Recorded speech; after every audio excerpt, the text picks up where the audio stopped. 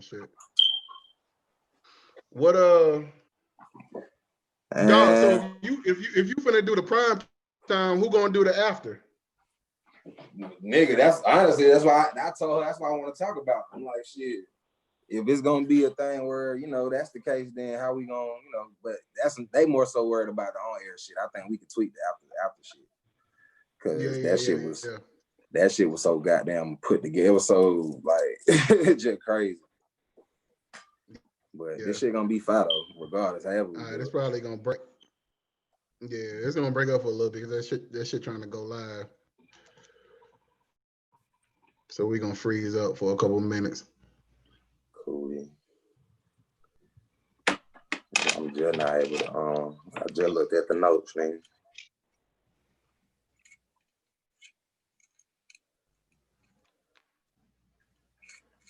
Bro, I feel like I need to pull up on you when I get to the house, Crystal. Are you in Alabama? Yeah, I'm in Alabama right now. When you coming down here? Probably Thursday. Oh, pull up, man. Yeah. Wednesday, probably tomorrow or Thursday. Nigga, I need a session, hell as you saying.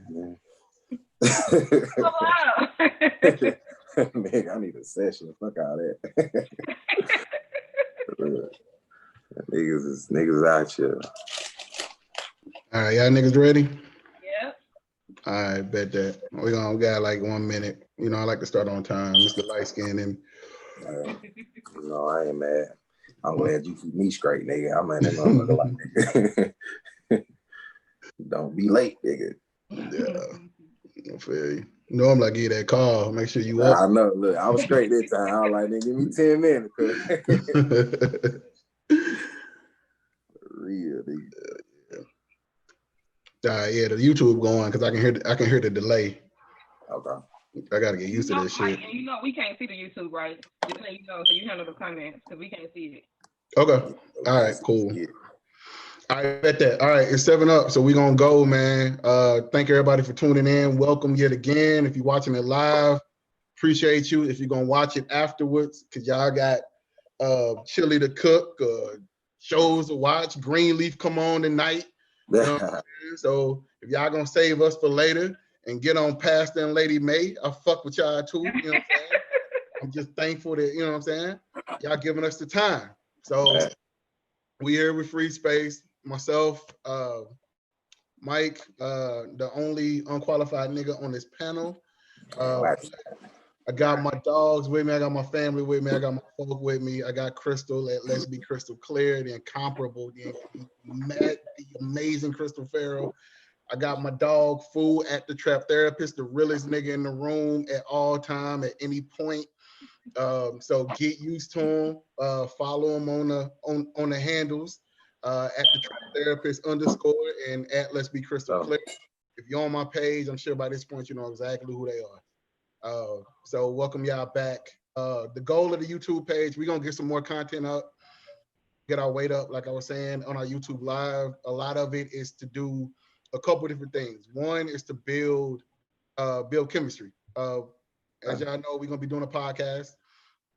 Hopefully drop that late fall, but we definitely want to get to the point where we're in a rhythm, we're in sync, and we want y'all to kind of see that experience. We don't want to come out of nowhere. Y'all have supported me, and thus y'all have supported us, this entire journey. So we want to make sure that y'all feel like y'all are a part of it. So I get to see how we mesh, how we gel, and how we connect, and how we click. So far, it's been a wonderful thing. Also, the thing we want to do is let this be a space, because we'll be continuing this even after the podcast, is to let this be a space where we talk about more current events. So things that are relevant to the right now. But y'all know how we do. We also give it a historical perspective when we're talking about it as well.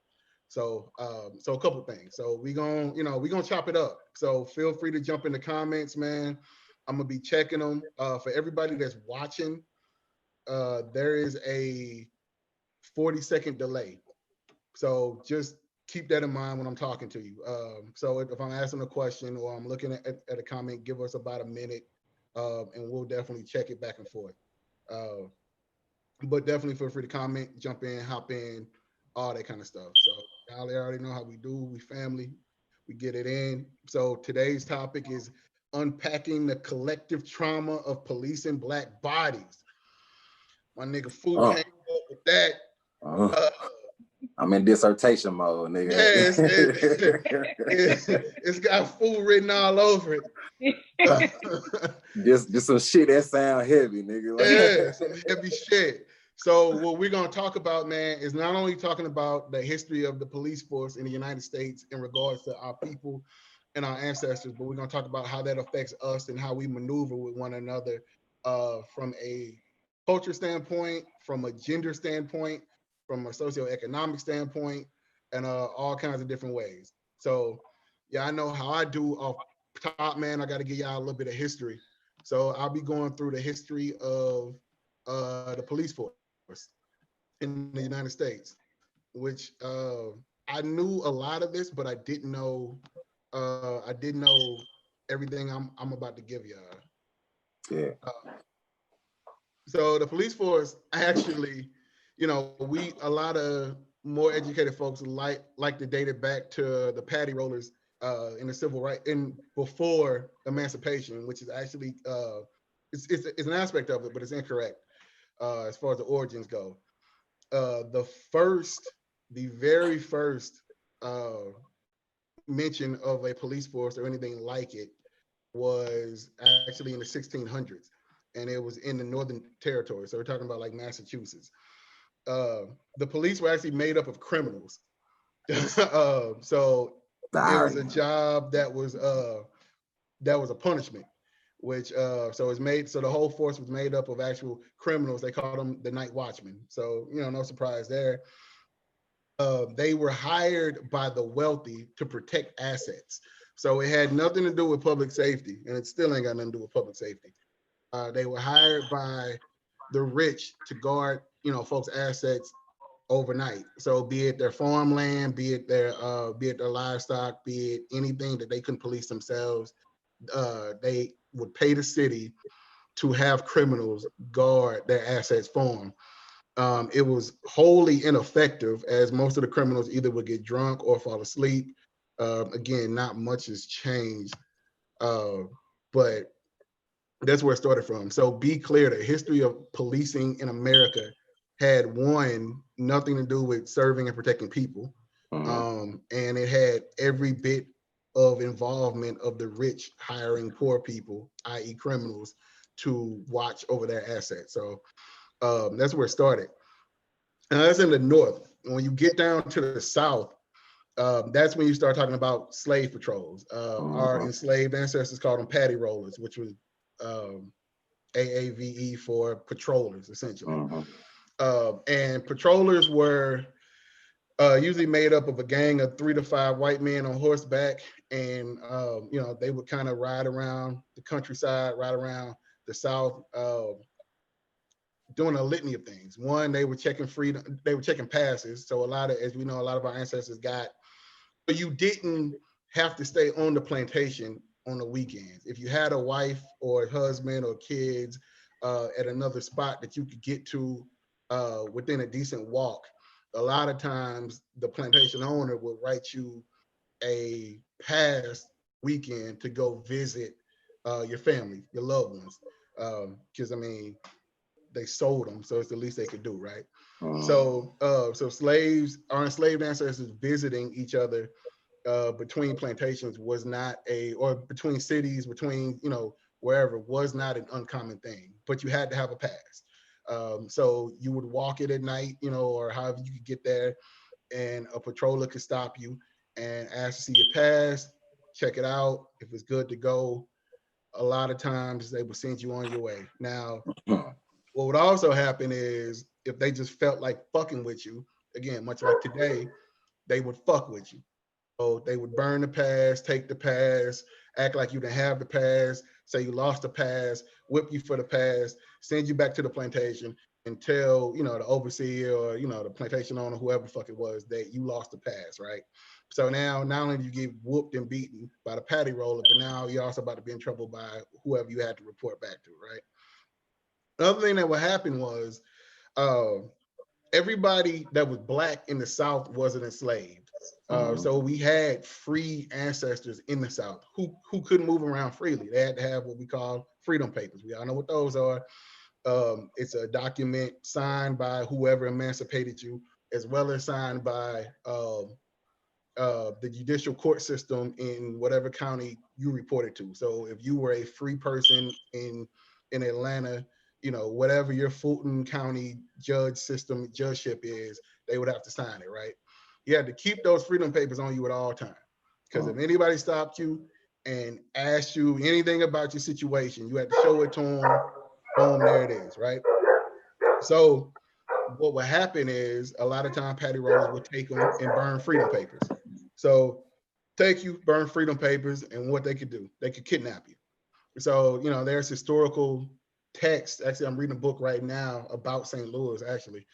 And it talks about people free Black people being kidnapped and sold downriver into slavery because patty rollers found them, took their papers, burned them, wouldn't let them prove themselves to who they were in the court of law, and they would sell them. That happened a lot more than you would think. And I guess the common question is, well, if that was going to happen, why would they be down south?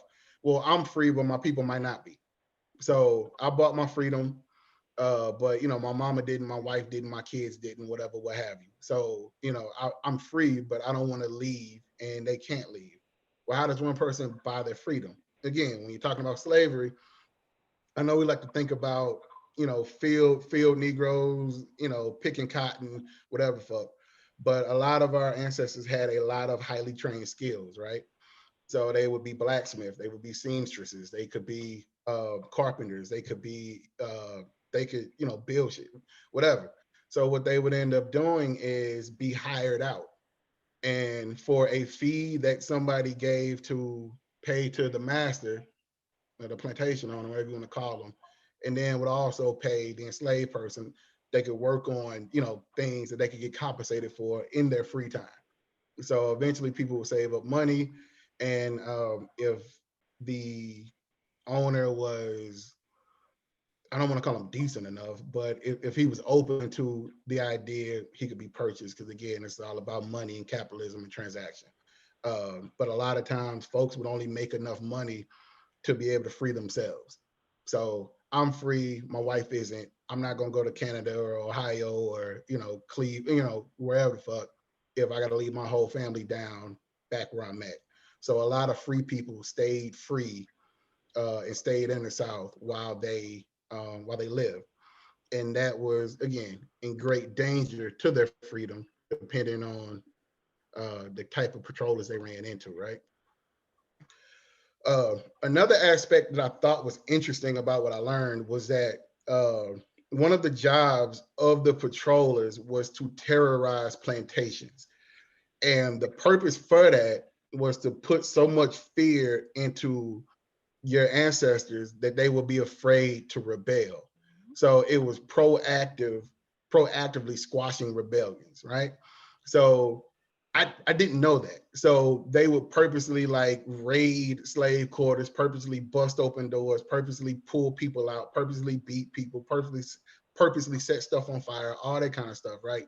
Just to literally make them afraid of what would happen if they thought about rebelling. Remember, in a lot of areas, blacks outpopulated whites in the South by an enormous amount. So what they would do was proactively put fear into the enslaved folks so they didn't think about rebelling. So, and we'll get into this. I'll let Fu and Crystal take this, you know, later. But when you talk about the mental warfare, the mental manipulation, the mental stress that institutions put on us, again, this is all stuff that sounds really familiar. So, you know, the playbook is old as fuck, essentially. Other thing is after emancipation, you know, of course, we're free. The story's told that in the South, patty rollers turned into police. They didn't. Patty rollers gave way to the KKK. So before, like the police force that you know, like the ones we know of now, that they came right after patrollers, they didn't. It was the KKK first. So the KKK terrorized and kept order, or oppression is a better word to put it, after emancipation up through Reconstruction, right? And it wasn't until kind of the 1900s that you start seeing police forces in the South how we see them now. Now, the thing about it is that once you get to the 1900s, you get a guy, it's a guy by the name of August Vollmer. August Vollmer, I'm sorry. And you can look him up. He's one of the founding fathers of American police work. Now, dig this. A lot of stuff we ask for is stuff that he actually had put in place. He had police officers, he had them patrol by foot in neighborhoods they lived in, that you could not patrol a neighborhood that you didn't live in. You had to do it on foot. You couldn't be on a horse, you couldn't be in a car. So that way you had a direct connection to the people around you, and you were thought to be as vulnerable and as susceptible to, whatever may happen as a perpetrator or a victim or somebody you think about harassing. He introduced psychology and social work into the police force. So he wanted every policeman to actually had gone to college. And we're talking about the early 1900s. So we ain't talking about where folks went to college. So keep in mind that going to college back then was like a huge deal. So he's asking for people who would join police forces all throughout the cities, all over the South, Northwest, wherever, what have you, to actually have gone to college. So that's a huge ask, right? Like that's not a simple thing. 1900s too. 1900s, right? So what you're looking at is somebody who knew the importance of having intelligence, compassion, having an understanding of human behavior and psychology going into dealing with people on a constant basis, right? Yeah. He had that. That was done. That was put in place. Everything we're asking for. While we're talking about defunding the police, we're talking about, having Black folks, patrol Black neighborhoods. We're having them be on foot. We're having them be demilitarized. That was already done. They're not going to tell you that, but that was already done. That was already put in place. You know what I'm saying? Like we've already had it. It's already a fucking outline. So he's got this, right? Shit's clocking pretty well. Shit's going pretty cool. And then you get a man we all know and love to hate named J. Edgar Hoover. And among all the fucked up shit J. Edgar Hoover did, he was also the grandfather of the modern day police force. The police force we know now, how fucked up it is now, how it looks like now, that was all J. Edgar Hoover. He dismantled all of those requirements the citywide over by federalizing it. So police departments ended up reporting to the federal government now. And so that's how he was able to control and thus lower standards. So what he wanted was people that would do what he wanted as far as stopping insurrections, all that kind of shit. So all of this, he put them back in cars. He put them back on horses. So that way, they had that superiority. They had the defense. They had their transportation. He actually took patrollers out of neighborhoods that they were patrolling, that they lived in, and transferred them elsewhere. He reduced the pay of police officers. He reduced the requirements. So he made it an easier job, and he made it a job you could be less qualified to do, right? So that starts mobilizing what we know now. So a lot of the issues we have, a lot of them in tech, because what we have, the main issue we have with police work is the culture of it. Yep. And when you realize that J. Edgar Hoover, who was responsible for dismantling the Black Panther Party, who was responsible for infiltrating the Civil Rights Movement, who was responsible for infiltrating the Nation of Islam, it all makes sense that he also is a grandfather of modern day urban police, right? So that's a brief history, brief enough. I'm gonna talk for a little bit, but that's a brief history of your police department. So that'll give you some framework, hopefully, for where we are now. Yeah, I know Free Roots, man. I believe in literally digging, finding out the history, because a lot of times it'll tell you the answer about how we got to where the fuck we are now. And this is basically how we got to what we are now. But the highlighted points is keep in mind that with the exception of August Vollmer, the police were never about anything besides protecting assets and invoking fear into large populations of underserved peoples, usually Black people. You know, we've spent centuries being underserved and underfunded here. So this isn't Rodney King back. This isn't Mike Brown back. This isn't George Floyd back. This goes back to literally, you're talking the 1600s, G, like the 1600s. So we're fighting a 400-year war on top of the other 400-year wars we're already fighting. So the police are just as entrenched, just as involved in that as racism, as slavery, as the federal government, as states' rights, as all that kind of shit you want to name. So brief history lesson. If your kids don't mind cussing, you can show them this. But so getting into the current stage now, you know, I definitely want to talk to my kinfolk about the psychological effects of a constant police state. Make no mistake, I think we are in a constant police state. We're forever monitored, we're forever harassed, we're forever controlled, we're forever subdued. From the time you're able to go outside, I think one of the first things you learn about is the police. You learn about strangers, you learn about police, right? And that doesn't go anywhere throughout your entire life. You know, I'm in my, I think everybody on here in their 30s, right? We constantly think about, even if it's fleeting, you think about the police whenever you get in a car, whenever you go outside, whenever you see them. If they drive by you, you definitely look in your mirror just to make sure they ain't swoop around, right? Yeah. So to kick it to food, what do you think that what kind of effect, both of y'all, does that have from a on a mental health standpoint? Go ahead, Chris. All that, one of the things that you mentioned was how police evoke the, well, you didn't say these verbatim, but the spirit of fear, right? Right. So when you're talking about instilling fear from when you're little until death, you know what I mean? That means you're constantly on edge. And if you're constantly walking around on edge, that incites certain behavioral reactions and certain thought processes that are going to make you instantly react.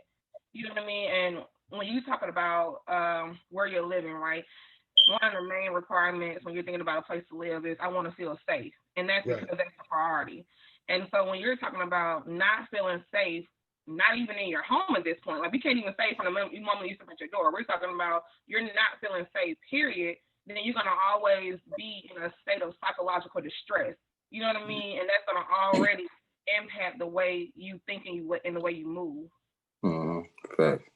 I think about like, you know, some of the shit we learn, like nature versus nurture, and like fight versus flight.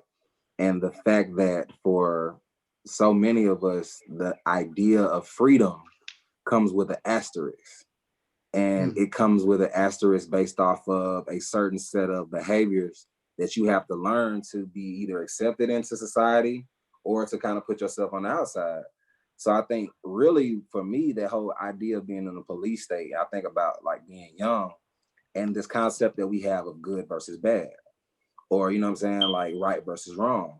And I think for many of us, especially those of us who come from like certain circumstances financially or certain communities, you're being forced early on, way earlier than our white counterparts, to like understand duality, to be emotionally intelligent and develop those things really quickly, because you see early on that like sometimes good people do bad things, right? Or like the people who are your authority figures or the folks that like you're supposed to listen to may not necessarily be, you know, XYZ what you've been told, right? So even now, like having a kid, having to explain to her like the police are here to do good, but she's asking me questions as to why do they hurt people? Why do they do bad, right? At 5.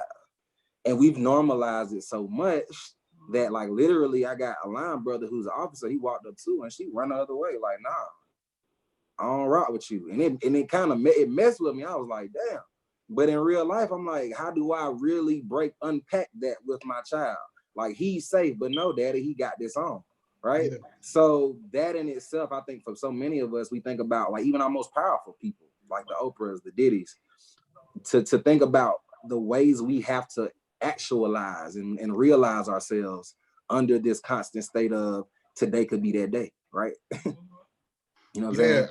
Yeah, definitely. I feel like kind of, because if I'm being honest, 98% of my police interactions go fine. Like they're not, whatever. I get a ticket, I usually fucking deserve it, and they write my shit, send me on my way, whatever, what have you.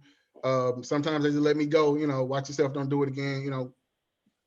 So by basic experience or by law of averages, I think for most of us, dealing with the police goes okay, but when it doesn't go okay, it goes so far left that you can't even take comfort in the fact of, if it goes bad, I'm gonna be okay. Like, I got a jerk, he fucked me over. I was going 45, he could have let me go. It's like, nah, I'm in the street in cuffs, I'm getting my ass beat, or, it's my last day on earth.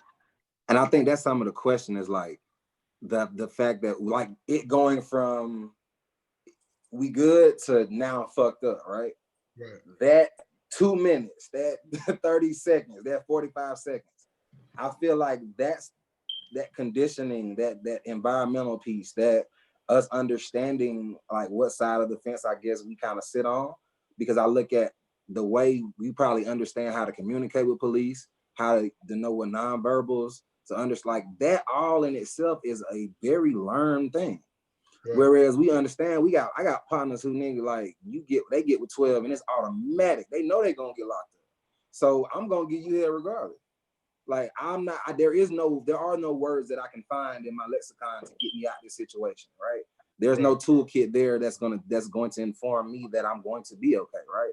Right. So I think that goes back to like some of that, like how do we unlearn, or how do we like find a way to redefine our relationship with authority in that way, right? And community wise, like how are we actually like putting pressure on them and really calling shit out for what it is? And then hearing you say, like, how do we unlearn? My instinctual reaction is, do we need to unlearn? You know what I mean? Because when I think about when we say, like, 99% of the time, you know what I'm saying, we come out the situation okay, did we come out okay because we know the rules? Did we come out okay because we didn't make no sudden reactions? We didn't talk back. You know what I mean? We played the game. Still survival skills, still survival mode. Yep. Right. We played the survival game. You know what I mean? Yep. So when we talk about unlearning, then now unlearning means now we're taking the shield off, and now we see each other as equals. But when you do that, that's what gets you on the other side of that other 2 minutes. Yeah, definitely. I feel like learning is trying to teach the antelope how to live next to the lion. Facts, right? You know what I'm saying? Real shit. It's shit. It's like, can you? Nah. Like they're like, even if the lion's not hungry today, he's gonna be hungry at some motherfucking point. And if you lay it up next to him, that's gonna be your ass. So do you learn it? But and so the antelope gets taught, you stay the fuck away from over there. Yeah. So is it really even on us to have to learn it? Because we get killed for we get killed for existing. Simple. Right. Yeah. So this isn't even war. It's like somebody said, we're not at war, we're being warred upon. Right. So it's not even like drop your weapon. If we drop our weapons, if we stop being aggressive, if stop firing first, then they can too. There is no ceasefire. It's only bullets coming one way. So is it really even? So how would you even get that done without involving a total involvement of the police departments? I think, that's why I think the conversation can be narrowed a little bit to like leadership, like the people who can do shit, right? So when you think about the privilege of being able to have conversations with police chiefs and even, like I said, brothers who look like us, right? You know what I'm saying? It has to be like police chief, black man, we had conversations before, but to understand that now, when I hear defund, I hear dismantle, because now, again, you're talking mindset. Right. So the learning has to be a two-way street. You know what I mean? It has to be, if we're going to unlearn some shit, then we can't do it in the same environment that got us messed up first time. right? Yeah. So, because when I think about a police state, that is our state. It's just our reality.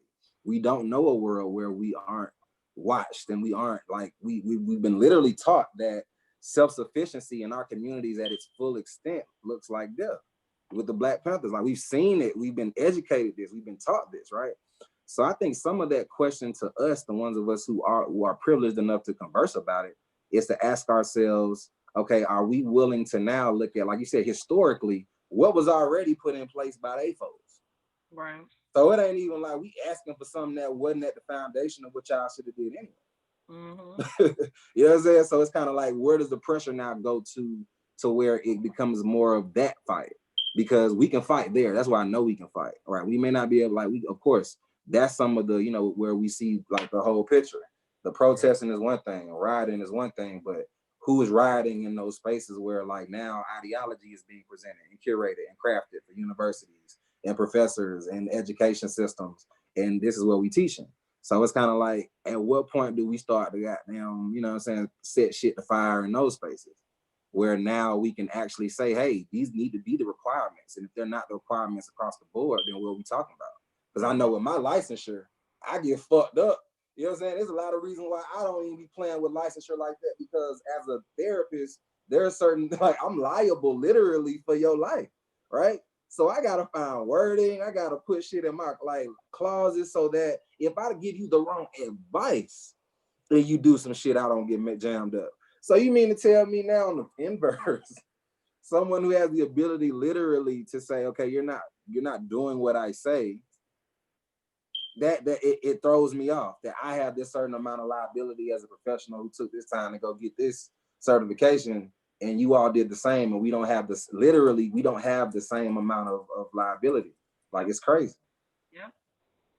Yeah, it's that's crazy. one of the things that I was thinking about when I was just overall thinking like, well, how do you fix this problem, right? And I know a lot of people talk about the training, but I think one of the main problems is the lack of consequences on their end, right? So if you don't give a person anything to be afraid of, then they gonna just behave. And I literally tried about the same exact example that you gave.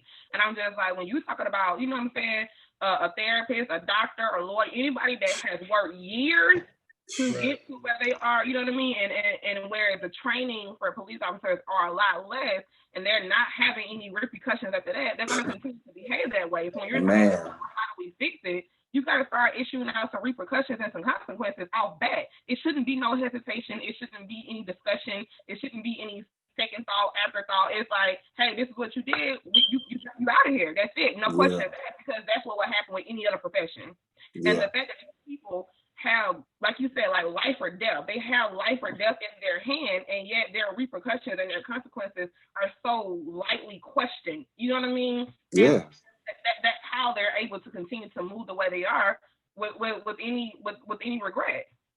Because you think about it, like, even like, you know, Crystal, like, it's levels to this shit, right? You could be a nurse, but if you a LPN, you damn sure ain't no MD or FNP or nurse practitioner, right? It's levels to how you got to go to the doctor. It's levels to this counseling shit. You could be a licensed counselor, you can be a psychologist, you can be psychiatrist, you know what I'm saying?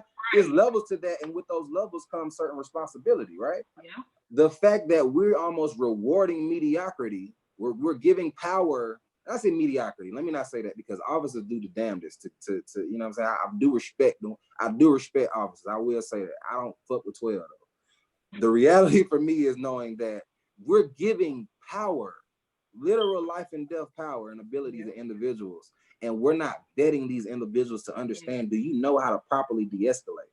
I done told officers I know, I said, man, look, y'all some of the most socially awkward motherfuckers in the world, right? Because I know for me, understanding how to communicate, but when you see me, that's why I think we talk about some of the semantics and the nonverbals and the aesthetic aspect to it, because it's only when I actually continue talking to that officer and actually press him about who I am that he starts to respect me past what he sees. Yeah. But I understand, I've been trained that in probably about 5 to 10 seconds of me, 15 seconds of me talking to you, sir, I'm gonna kind of know if I can go here with you or if I need to stay right here and humble myself because you really on some dumb shit, right? So the fact that we are dealing with individuals who literally we need and have to work with, but even that, there's a communication barrier there that we're not addressing in training. We're not bringing individuals that are from the community to actually educate the individuals working the community about how to engage. And that's it. On paper is there, but it's not. We're not seeing the results of it. Well, what I would say is that, for y'all two, y'all are both counselors, right? So the point of your job is to help people, right? To mentally assess people, give them advice to maneuver through life in the best mental space possible, essentially, right? You're talking about a doctor. The doctor's job is to help people stay alive, physically, through medicine, through treatment, through whatever, what have you, right? History teaches us that the police officer's job is to, one, protect the assets of the rich, and two, suppress underprivileged people. So when we're like, there are no repercussions, there won't be. They're doing their job. Yeah. So so killing somebody is a hazard to doing their job. To protect an asset. Yeah, it's not a shoot off from what they normally do. I'm here to instill fear and control in a concentrated group of people. And I'll do that by my physical presence. I'll do that by my authority. And I'll do that. And like I said, history teaches you. I'll do that through violence. And what happens when people are violent, sometimes people die. That's just literally the nature of violence. Violence can lead up to death, right? So there are no repercussions because it was and again, we're talking 400 years of embedded culture.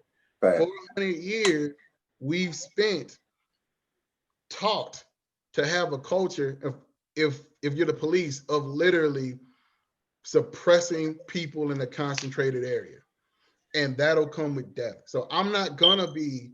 It's abnormal for me to be arrested. It's abnormal for me to be charged. It's abnormal for me to be fired. We're wondering why nobody's arrested, why nobody gets fired, why nobody goes to jail, because I work within a system that I just committed a minor infraction based on what my overall goal is. Well, my job is what my job tells me to do. Yeah. And so, it's crazy. It's crazy because it goes back to what you said, Mike, like the history of it. I think every conversation that we have, literally, I think needs to have that 5 to 10 minute history piece to it. Because without the context, you get pissed off about what seems to be common sense. But if you realize that they were never here to protect and serve your black ass, they was here to protect and serve the folks that own the shit that you live on, the place that you work at, what you do and how you move in this system, then we wouldn't be as, I think a lot of us are taken aback. And it goes back to that constant state of like, being always having to respond, like as opposed to being proactive, we're reactive. When you're in a police state, when you're always like afraid of what may come, regardless of if you mind your business or not, then it does not put you in a state of having to say, okay, now we're going to do X, Y, Z to get this result. We're just going to respond based off of what history has always told us is our constant state. Shit don't look like it's gonna change. It ain't been changing. So what the fuck am I gonna do different? Right? So I think that's some of that. And it's fucked up as it is. I think it's so important that we sit with it and realize how for so many of us, I ain't gonna lie, like y'all know me personally, so y'all know lifestyles. So many of us are like literally like a couple mistakes away from being on the wrong side of the hashtag. Oh, nigga, all of us are. Like, you know what I'm saying? Like, yes. And I mean, I'm talking about from proximity to like, nigga, I be in them spots. We be in them places. It's not like we're, you know what I'm saying? We're having these conversations here, but to understand that like, nah, nigga, like I just got into it. Like we just got into it with 12. Like just had, like literally this is daily, right? So I think that's that piece to where us right now, I think collectively, we're all so ingrained into a collective struggle because it's hitting us all. That I think this conversation is dope, and it's important that we have around what type of pressure do we put on police so that now, like we talk about the macro and the micro being the same. If we can deal with the macro of it right now, then maybe it can boil down to the micro and how we engage with each other, right? Or vice versa. You know what I'm saying? But it just that's an interesting point because you talk about how we engage with each other. So if you're talking about defunding the police, right? And then you're talking about creating a space where, you know, we do have to hold our community accountable.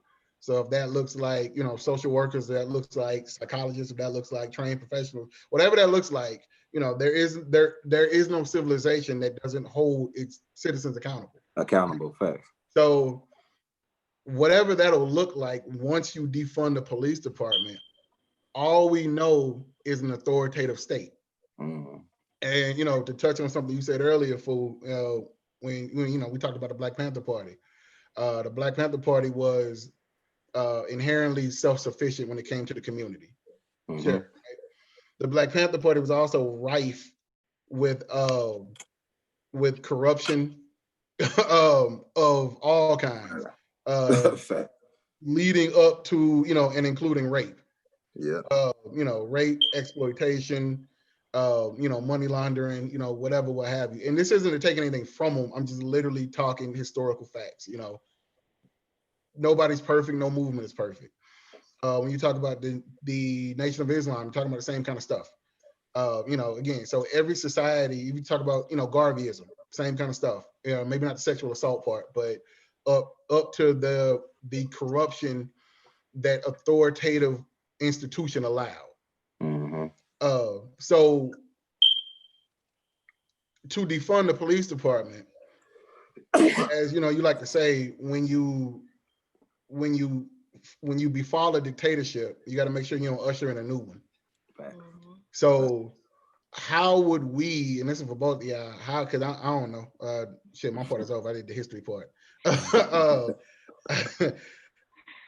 How would we adjust the mentality that we have as a society where we base control, or we base power based on control? You know, we have the power to do whatever, but it always turns into having power over people, power over something. So you know, you get given power to, you have the power to address people, you have power to arrest people, you have the power to treat people, you have power to help people, and then it always seems to turn into having power over people. I think it's about being strategic. I feel like if we as a people move differently, I feel like a lot of the things that we do because that's what we saw done historically. So we're just kind of like repeating what we know. But I feel like when you're doing that, you know, it's like you're doing the same thing, expecting a different result, and now we're not getting a different result, but we keep doing the same thing. So I feel like when I say like we got to move strategically, moving strategically means getting our thinkers out here to say, look, how do we move differently where now we're not moving how they expect us to move? Because the way we're moving is like we're still giving them that control and that power. Because if we do something wrong, we stay out past curfew, if we do whatever, then they still ultimately have the power over us. So what I'm saying is that when you think strategically, you're saying, what I'm saying is, how do we move in such a way where now we're outsmarting them, now we're outthinking them, and now we're winning the game? And something that somebody said a long time ago was, you know, nothing new is being created. We're reinventing so many different things, and I feel like now it's time for the invention of something new, whatever that something new is, like, because they're expecting the same thing. So I just feel like the way we the way we have power is to move differently. You know, essentially, whether that's together, however that looks, it just needs to be something different. Facts. I'm 1,000% with you. I think when I hear that, I just think about like the way we do our 1-2, and I think about like from the feminine and the masculine, and I think I always talk about like that piece. I think the front lines, and even you look at protests and you look at like everything that's happening right now, like you overwhelmingly see Black women leading a majority of what's going on in terms of the fight, right? I believe that collectively we haven't been able to agree on much as a people. And I say that from a cis-heterosexual Black male perspective, being that it's the niggas like it's niggas like us in the conversation around the diaspora that seem to be having like the hardest time joining the entire fight, right? So I always like to talk in context of what I know and who I know. And I know niggas. I know us, right? And I think about like what is actually hurting us right now more than helping us. Shit is actually, things are actually changing. At least that's what I believe. I believe that you're seeing, even if it's in the micro, you're starting to see collectively with us, the response to these things be a little bit more like, it's a little bit more sense of urgency to it. But what I feel, and that's just, again, because again, this is what I can speak to. I believe that the 1-2 needs to look a lot different in terms of like how we're collectively stepping out here and giving our fucks about. Like I love the fact that so many white people were impassioned by George Floyd because of what happened and what they saw and the need because it was so apparent. But if you aren't able to equally like hold that same outrage and actually keep that same energy for the countless numbers of Black bodies that have been like taken, whether they look like Black men or not, it's like we have this very weird relationship with Black pain, right? Especially like we love seeing, I don't know, for some reason, America loves seeing that trauma porn where it's like Black bodies are dying, especially Black men in pain and crying. And like, it don't take that. But I think that almost emboldens us to be like, see how we hurt, see how they fucking us over, see. When I know majority of the spaces I'm in, we're causing the most trouble to the collective progression of our people. That for me is a problem. That's what I think has to change. The fact that so many of my brothers who look like me, sound like me, but are a lot more like fuck everybody else who's in other communities that are Black, we need to understand that there's not an attack on us if there's not an attack against all Black people. We need to stop singling ourselves out from this collective fight. Like that to me is one of my biggest issues, because the most influential of us, the Diddy's of the world, the, you know what I'm saying, like the billionaires, the Kanye's, like all of that is rooted in a culture that speaks to us being at the front of it. And right now, I feel like it's our time to leave, but that shit gotta look way different. People gotta know, like, if you fuck with Black women, you actually gonna get some repercussions from it. Like, I don't think that's the collective feeling. I see too many of us that we don't support our women. We don't support the frontline workers. We don't support the ones that get it done behind closed doors. Yeah, right. So I think that for me is something that in these spaces we need to aggressively attack, because we can. Who gonna talk to us? Niggas are scared of you, Mike. They scared of me. Yeah. So I feel like it's on us to get that 1-2 right, because I think that's what we can collectively do what the Black Panthers aesthetically did, but we've come to find out that it was so fucked up behind the scenes. It's right. Like if we can't get the micro right with the personal, interpersonal relationships, then what it look like to everybody else is just gonna be the look of progression, which I think what we've been going for. It look like we doing better, but we not. We actually killing ourselves because we don't fuck with each other no more. We got all the bread in the world and we can collectively do so much, but literally Black men and women do not fuck with each other. So that I think is the crux of the matter to me as to where this paradigm shift can happen and will happen with it. I feel like if we just truly woke up, right? And when I say woke up, like wake up, I feel like if we just really realize what it is they're afraid of, right? They're killing us for a reason. They see in us what we don't see in ourselves.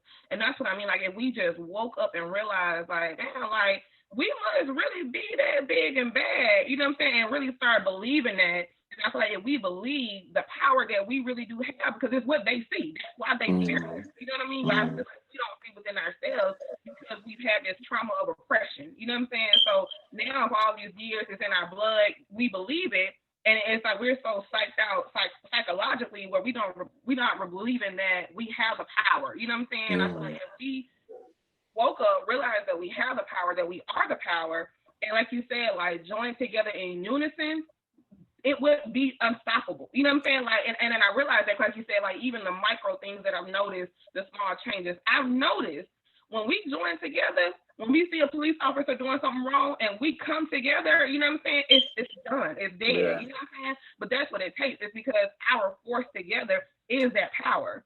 And I think we gotta truly, I mean, we're realizing it now. We are, you know what I'm saying? Like you said, I guess it's small steps, we are, but it gotta be more on a daily basis. It can't just be every time someone gets killed, then we together in unison, and then, you know what I'm saying, we go our separate ways after that, or whatever the case is. It gotta be consistently where we're staying together, we're not gonna let this happen. When we see somebody doing something wrong, we need to stop. You know what I'm saying? We have that instilled in us that selflessness, you know what I'm saying, that bystander effect. But we see stuff happening, we so afraid that we gonna keep it going. You know what I'm saying? I don't want no part of that. I ain't trying to get killed. You know what I'm saying? We gotta get out of that mindset of fear. But we're saying, you know what? That's my people. You know what I'm saying? This is my brother. This is my sister. Yeah, but it's like almost asking you like, what are you living for? Who are you living for? Right? I think it kind of that village mentality, right? That village mindset for me is so real because it just looks like people bumping for you that not related to you. Like people just standing up to like showing up for you, but we are related, right? Like I think we just too American, bro. We forgot the African and we just became American. It's like, bro, I don't gotta be your blood to fuck with you, bro. Like I don't have to actually come from your, you know what I'm saying, your bloodline to actually feel like you my brother, you my sister, like my life, your life is worthy of mine, and vice versa. And I think that inherently, like it sounds good up here, but for a lot of us, I think it goes back to what we're talking about, the police state. I'm invested in my community on the south side of Atlanta in ways that like I don't gotta be there for me to be at the house. People know my name. I pull up on folks. I'm gonna see you. When I see you, like I feel like that community is mine.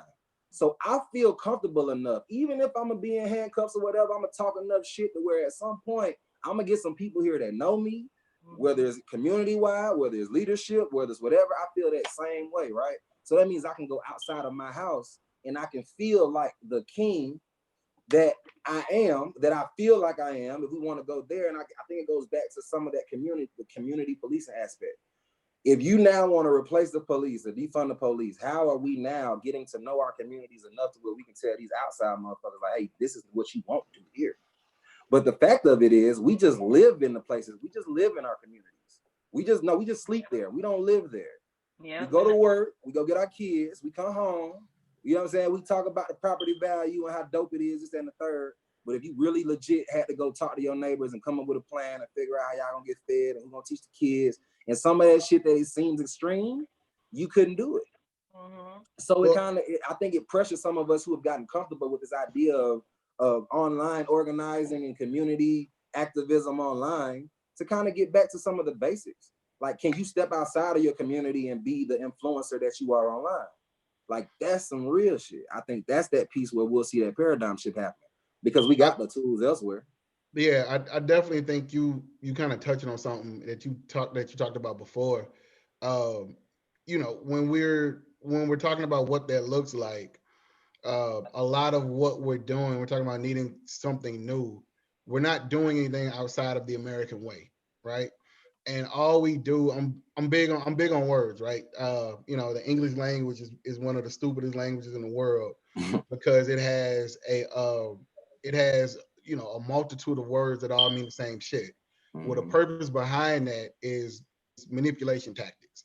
So, you know, instead of calling them, you know, victims, we call them insurgents. Instead of calling them, you know, murderers, we call them soldiers. You know, instead of calling them, you know, innocent, you know, we call them casualties. Shit like that. It all means the same shit, but how you phrase it has a different connotation, right? Well, we do the same thing. You know, we say protect the community. You know, kings, brothers, black men need to protect the community. What they really mean is police the community. You know, we don't do anything that doesn't look like police work.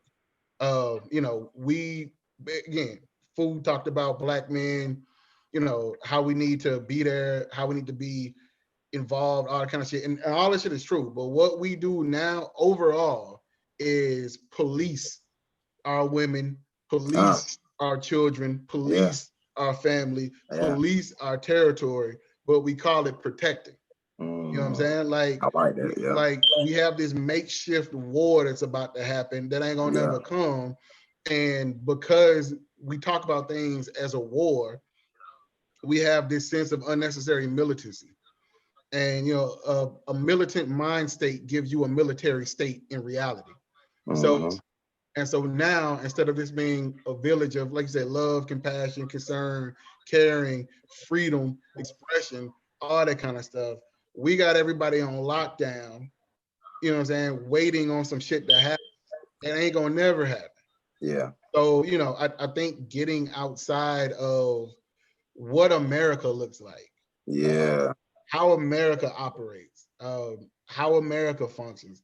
That's part of it. Food, you know, I think you're absolutely right. You know, the online shit is cool. You know, I have a reach that goes way beyond, you know, my reach in, you know, reality. You know, I Yeah. think our impressions of 900,000 people. I don't know 900,000 people, right? Fact. But there is something to be said about leaving here and going into your community and being known and being present. You know, that Yeah. school adopted, that school is a 2-minute drive from my house. Yeah. Right? I ain't got no kid there. My daughter go to private school. Yeah. But I'm gonna be up in that motherfucker. Yeah. We gonna be up in that motherfucker. It's in the heart of the projects. But when we come through that motherfucker, now they know me. They know my truck. They know my car. They know what I'm there for. Don't nobody mug me when I hop out that motherfucker. Like now I get to do some. What up, dog? You know what I'm saying? What up? Because they know I'm finna walk up in the school with books. We walking up in that motherfucker with candy. We walk up in that motherfucker with socks. We walk up in that motherfucker with breakfast. We walk up in that motherfucker with, you know what I'm saying? That's why we coming. So, like you said, if some shit happened in the Peabody projects and it involved me with 12 and I'm in cut, they know me. Yeah. They know me. People outside. Yeah. You know what I'm saying? And that's the, and I'm not, you know, we're not talking this shit to brag this shit, but what we do need to do is those who can need to have a presence in areas where we are needed. Yeah. When I say a presence, not that we control it, but just that we're here for you. Yeah. You know what I'm saying? Like, I'm here for you. We here for you. Whatever you need, we got you. Yeah. You know what I'm saying? You in the community, one neighborhood at a time, one school at a time, one house at a time, one block at a time. That's how you will win it. Last week, I ran into a soror I've known since she used to be married to my pro fight. Yeah. I've known her for shit long as I've been a bruh. So you're talking 11 years, right? She stayed down the street from me. I ain't even know. I was like, damn. And I literally said, I need to get out more. I need to knock on the doors more. Like it is, and I counted up. It's 4 people live on my street I knew before we moved over here. You know what I'm saying? Like that would have been unheard of 20, 30, 40, 50 years ago. Crazy. It's real life. Yeah. How are we even kind of divulging from Black culture in America by not fucking with our people, right? Yeah. Like I catch that shit. Like we be on that like what's mine is mine shit. Like you stay over there, yo, fuck. Like bro, that's that. I'm sorry, bro. Like we got open door policies in Riverdale, bro. Like, and that's kind of the thing to where it's like I'm dead serious. Like that's the reason why it's so crazy. We run from the hood, but the hood is the one place you know, like you can go pull up on a nigga and walk in the house and be okay. Yeah. Like I actually can leave my door unlocked and not worry about it, but I will not do that shit anywhere else in Atlanta.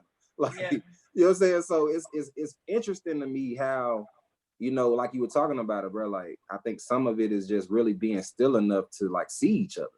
Because I think when you think about authority, you think about like I think it's less of respect and more reverence, right? Because I'm talking about that wordplay, right? Yeah. Like, you know what I'm saying? Like, nigga, you revere the police, nigga. Like you don't even got there ain't no respect. It's the fact that like you just them no folks over there, right? Because you see them. Yeah. You see them, period. Whether that reverence is rooted in fear, whether it's healthy or whether it's not, you see them. My issue with us is the fact that I'm guilty of it too. We don't see each other enough. Yeah. And we don't allow ourselves the spaces to see each other enough without it being some type of a, you know, like again, those barriers. Like if a nigga come to you, like I literally got neighbors who I've just like I'm outside all the time working out, doing different things. I know you're like, who this weirdo? I always got folks coming in and out. Like, but I really go pull up on folks like, hey man, I was just coming over to introduce myself. Cause I know I'm not here all the time. I'm on the road, I'm back and forth.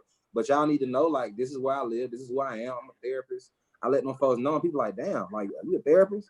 Like, how many people don't have access to somebody like us? Yeah. And we forget that shit. Like, you forget the fact that, bro, in my community, I just start like, hey man, y'all leave my car right here. I'm the trap therapist. And niggas be laughing like, bro, you really a therapist? Yes, nigga. Like, like, holla at me. You know what I'm saying? But that even in itself is like, bro, we have to normalize ourselves again.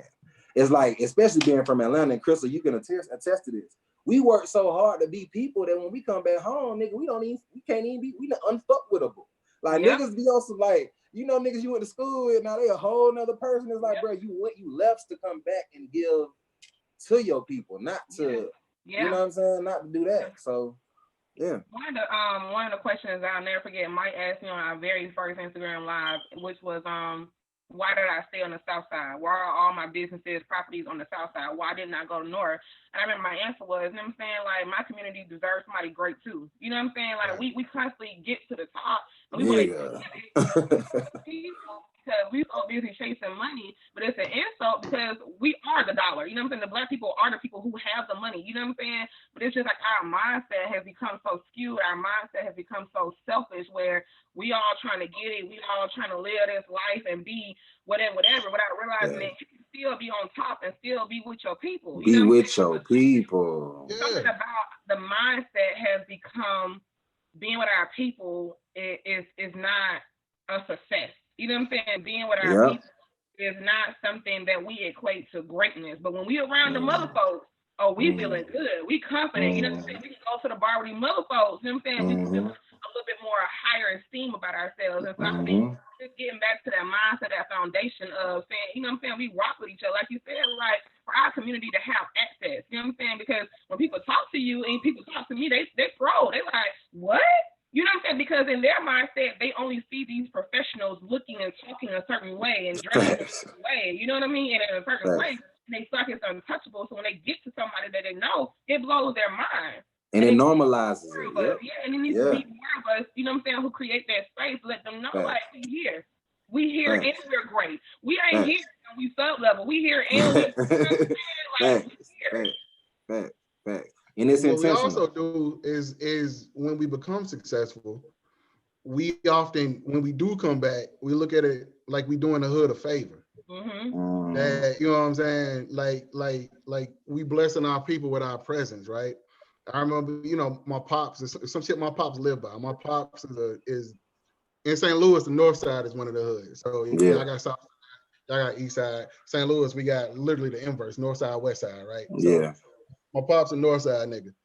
And, you know, some shit he always put in me is, it's not giving back, it's paying back what you owe. You know what I'm saying? Like, you wouldn't be here if folks didn't open the door for you, if folks ain't look out for you, if folks ain't push you, if folks ain't keep you from some shit, if folks ain't put you on some shit, right? So it's not giving back. It, you know, it paying your tithes, nigga. Yeah, exactly. Paying your tithes, right? Recultivating that soil. So the next motherfucker can get the same shit you got. So get themselves to a point where they can take care of their people and not get out the hood, not leave the hood, not no shit like that, but literally just get to a point where they can take care of their people. It doesn't even make sense to me why people would even why people truly want to leave, because right about the south side, like when you talk about, you want to leave because we got good schools on the south side. We got grand, amazing homes on the south side. And truthfully, in my opinion, I feel a whole lot safer being in my community. You know what I'm saying? You just said something, Crystal. You just said that shit. I think you had said getting pulled over. Like, you would rather go somewhere else with some people who ain't your family, who ain't your community, who ain't gonna look out for you, who ain't gonna stand up for you. Who don't give a fuck about you. You're right. It blows my mind. To be the token nigga, bro. That shit. And you know, I remember, dog. We had a little spot before we moved in this house, and you know, this house, you know, black neighborhood shit. But we was in this spot that was, it was about to be, it was in the middle of gentrification, like in the middle of it, like it was the hood the whole way through. And now, you know, by the time we got there, shit was kind of mixed up, right? Yeah. So, you know, when we move in, it's this house across the street, you know, it's the hangout spot. You know what I'm saying? Niggas sit out there all day. You already know how niggas do. They got their tall can, you know what I'm saying? They got their blunt, you know what I'm saying? Whatever. And they on that motherfucker all day, right? So every morning I go to work, I speak to them. Going on, y'all? You know, and they hit me back, what up, big dog? You know, woo, woo, woo. So as we moving through, you know, little shit like this, the street sweeper come, right? I'm in bed, you know what I'm saying? I think I'm off. They banging on my motherfucking door. Hey, the street sweeper here, like, you know, move your car. Now this nigga done ran his drunk ass across the motherfucking street to goddamn let me know Six people coming, like nigga, move your whip type shit, right? Yeah. But like that, but that's the kind of shit I wouldn't get that shit out in y'all ain't gonna know these, but out in Chesterfield, out in motherfucking Wisconsin, they wouldn't give a fuck about me. You know what I'm saying? Like niggas look out for me when I'm with the niggas. But get what you did. I don't nobody white look out for me, and honestly, keep it a buck. Don't know black middle class niggas look out for me. Like don't nobody look out for you like the real niggas. But get what you did though, and I think that's what it goes back to. You saw them. Yeah. Bruh, you saw them like, and not no fake ass like, hey, how y'all, you know, what y'all niggas doing over there type shit. But like, nah, what's happening, bro? Like, you know what I'm saying? I got the fam over here. I would be over here with y'all, but I fuck with you. Like, it's love type. You know what I'm saying? We good. Establishing, like, and I think that goes back to that curriculum. We think about like diversity and inclusion training, right? Yeah. These motherfuckers don't know how to engage with black men in the hood specifically. Yeah. Across different cities, bro, there's literally an education that has to happen around what's dangerous and what's not. Yeah. Who's dangerous and who's not. And if you are literally trained to see aesthetic and trained to see, like, you know what I'm saying, that and not read energy, like, nigga, you might be in the wrong profession. You will literally, you gonna literally see somebody dangerous just for standing there. Like to literally make your example to the back end of my motherfucking story. Our neighbors that moved in were a white lesbian couple. And sexuality ain't got nothing to do with it, but it's just a white lesbian couple. Because again, shit is getting gentrified, right? Now, homeboy and them be across the street, dirty and them be across the street every motherfucking day. Don't bother nobody, don't got shit to do with shit, right? Mm-hmm. They move in, maybe a couple days later, I get a knock on the door, it's dirty them. OG was like, hey, did you call the police on us? I was like, nigga, what? I'm like, come on, dog. Like, call the police on you for what? He was like, man, I'm already knowing. I'm just dotting I's and crossing T's and shit. You know what I'm saying? Whatever. So I'm like, nah, dog, you already know. He was like, I already know, right? Now, they don't bother nobody. I had to talk to him one time because next door to us was a vacant lot. Yeah, so parking over there.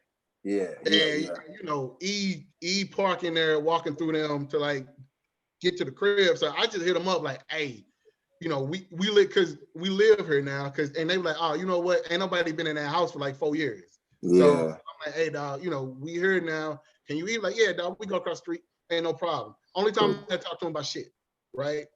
Ain't no thing. But like you said, I stepped to him just on some like, hey, can you look out shit? They said, yeah, I bet we got you. A conversation. There you go. First thing my neighbors do is call the police on them. Now they just standing there drinking.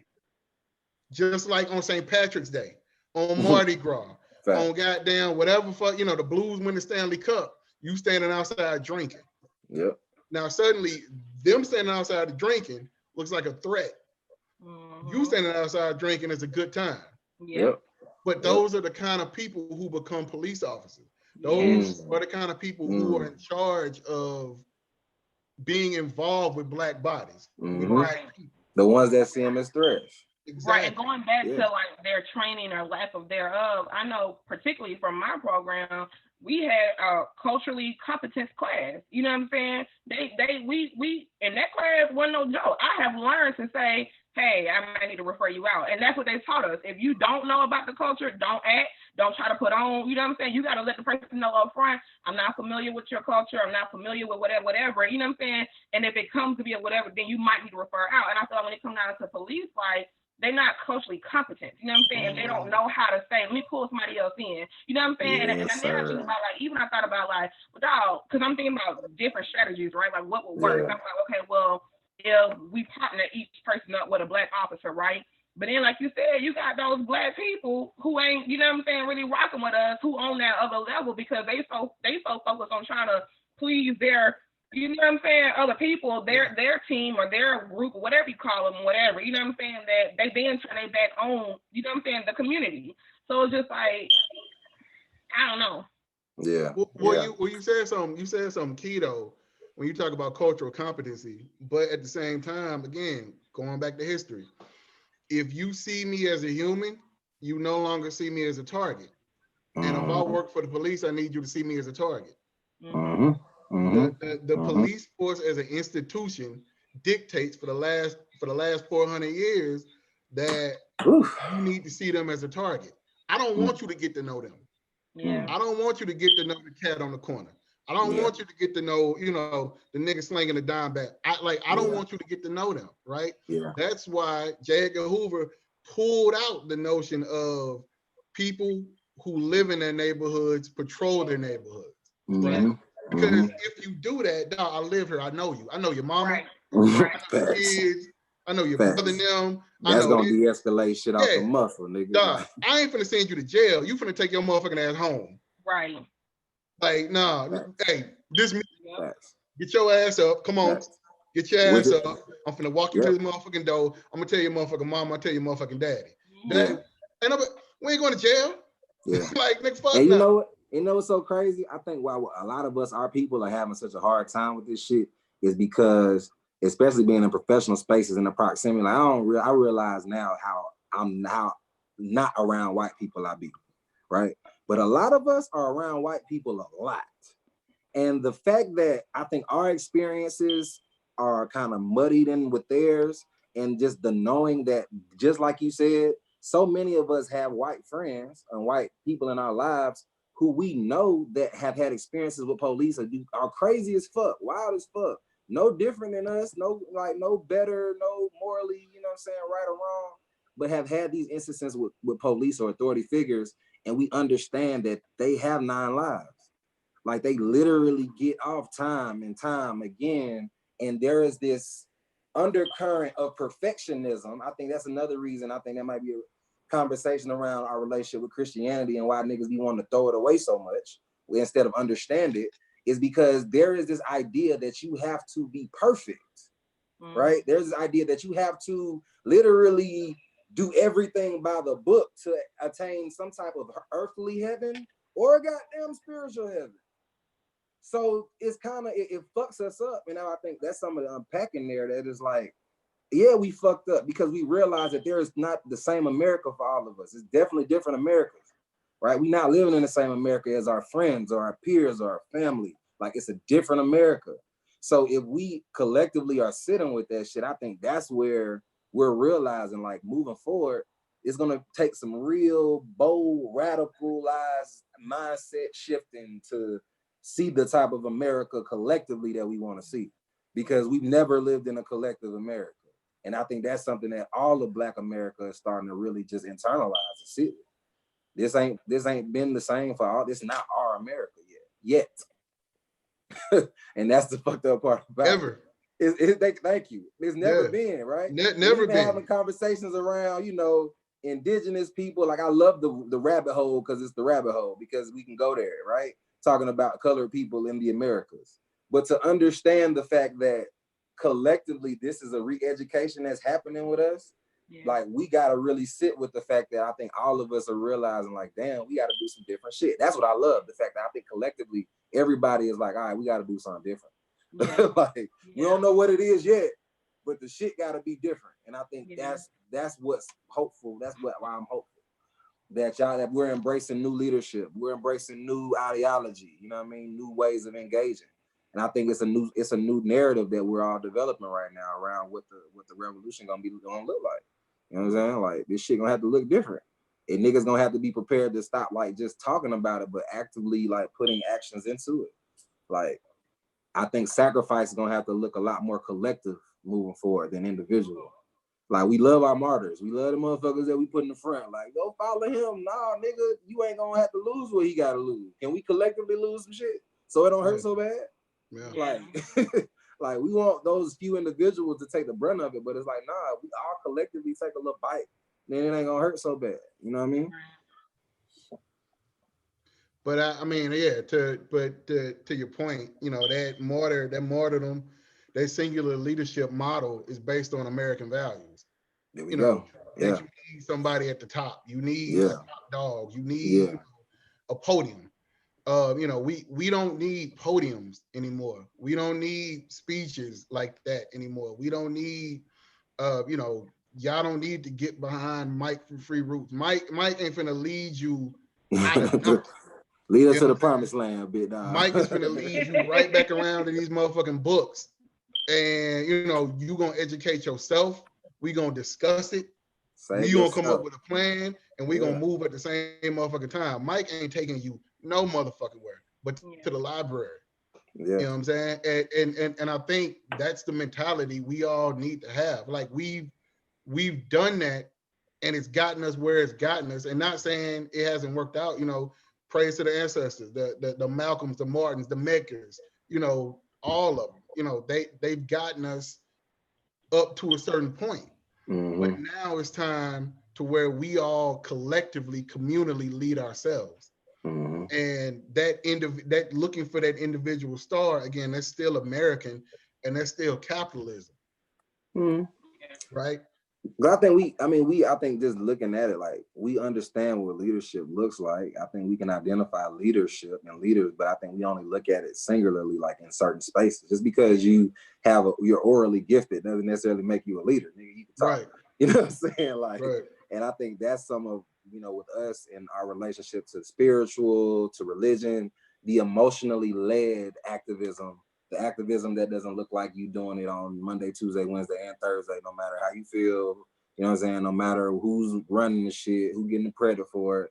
It's that consistency. And I think that's where the healing piece comes back to, where I look at the feminine in the community having collectively done their work, you know what I'm saying? And I feel like for the masculine to kind of like aid to that and balance some of that shit out is where, again, we don't look for nothing to save us other than ourselves. And it's looking like us showing up and doing some of the work that's not getting praised, that's not getting, you know, retweeted and gone viral, and not having you on the Shade Room and on goddamn the Breakfast Club with Charlamagne and shit. Like, it's real deal just being a real nigga because you supposed to be. And that's just, but there needs to be a very real like baseline for that. And it don't gotta be all the cap to, you know what I'm saying? Like, I think that's some of the things I see young folks that want to run to the podium, but it's like, bro, do you understand what responsibility comes with that? With that glare, with the lights being on.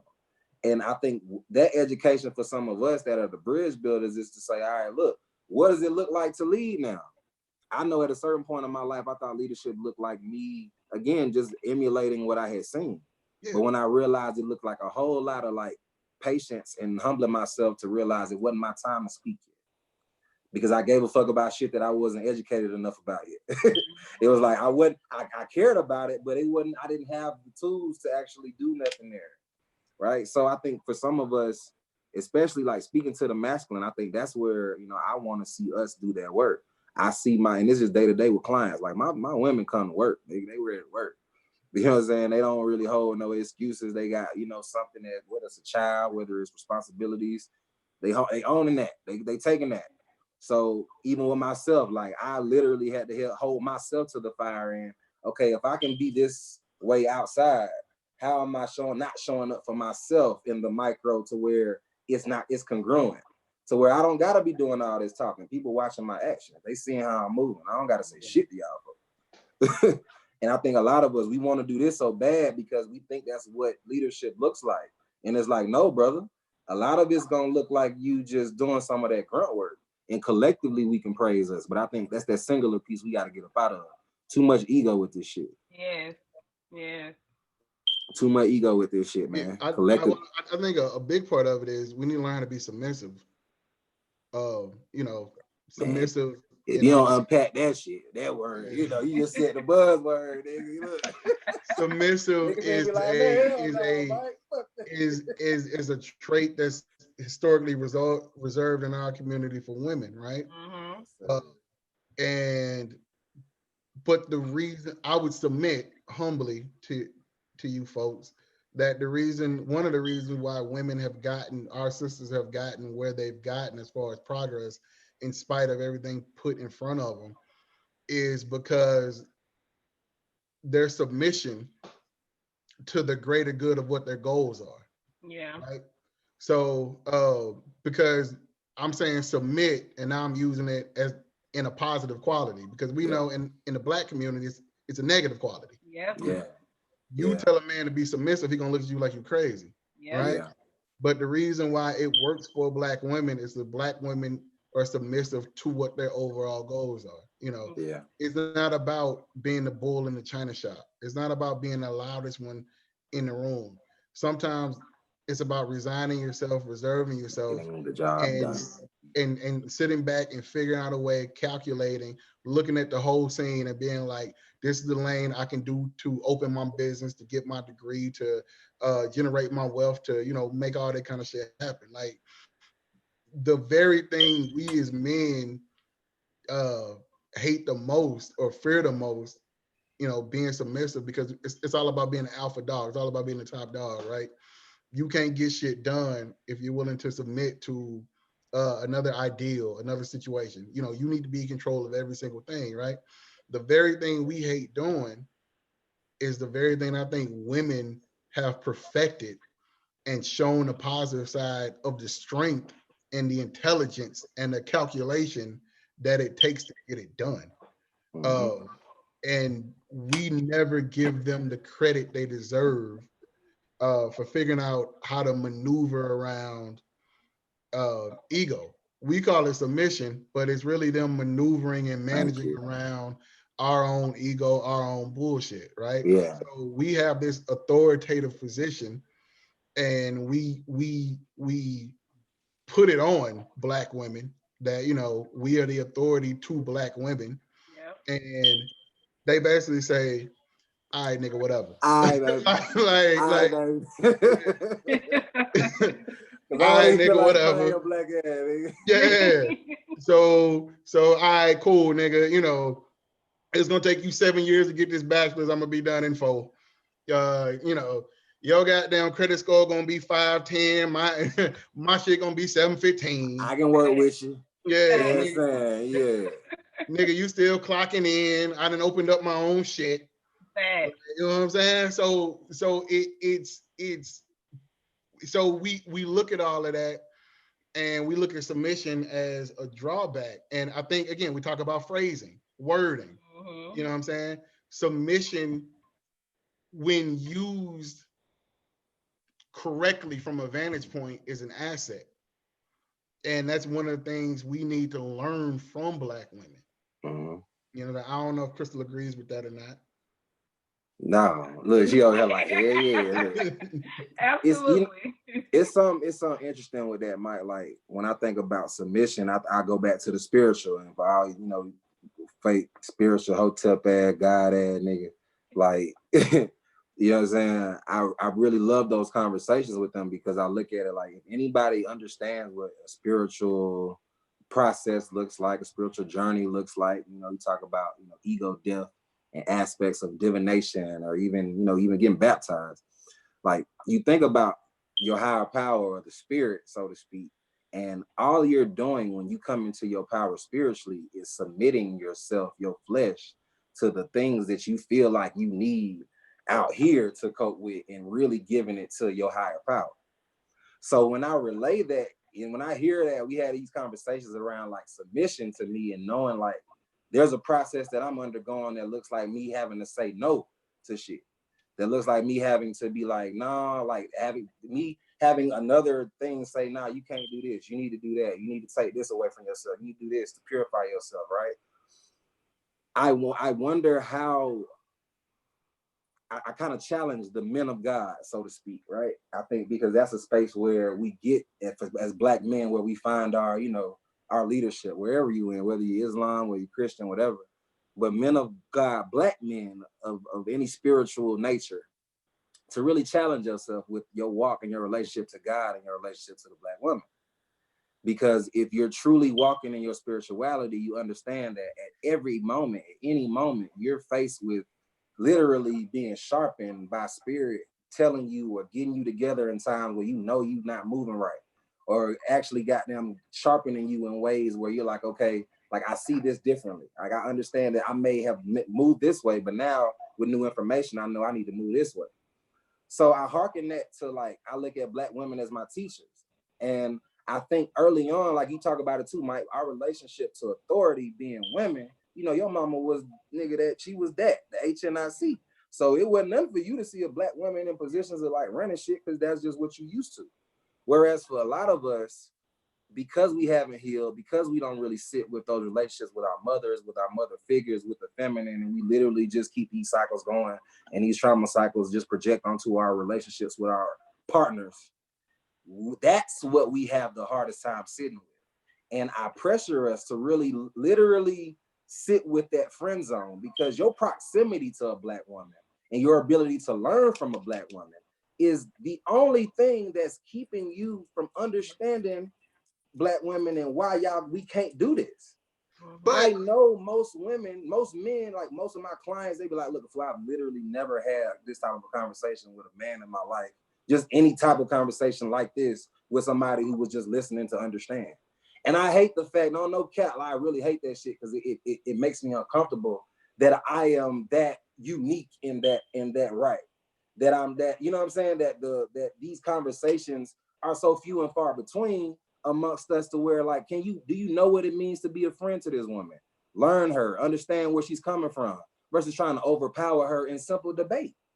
And even before you do that, you know, go to Crystal's house, go to Crystal's office, sit in the corner and shut the fuck up. Yeah. You know, there are times where, you know, Black women shouldn't always have to teach us.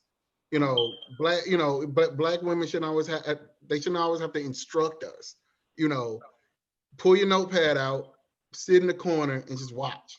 Like, but you know what? Then too, when it's time for them to teach, nigga, listen. Yeah. I think that's another thing. Like, a certain type of security and confidence within a man. You got to that's how I know when a guy is insecure. You know what I'm saying? When he got to do so much of this and he's not confident just to sit back and, you know what I'm saying, he's trying to prove himself so much, it shows like you got a lack of security within yourself.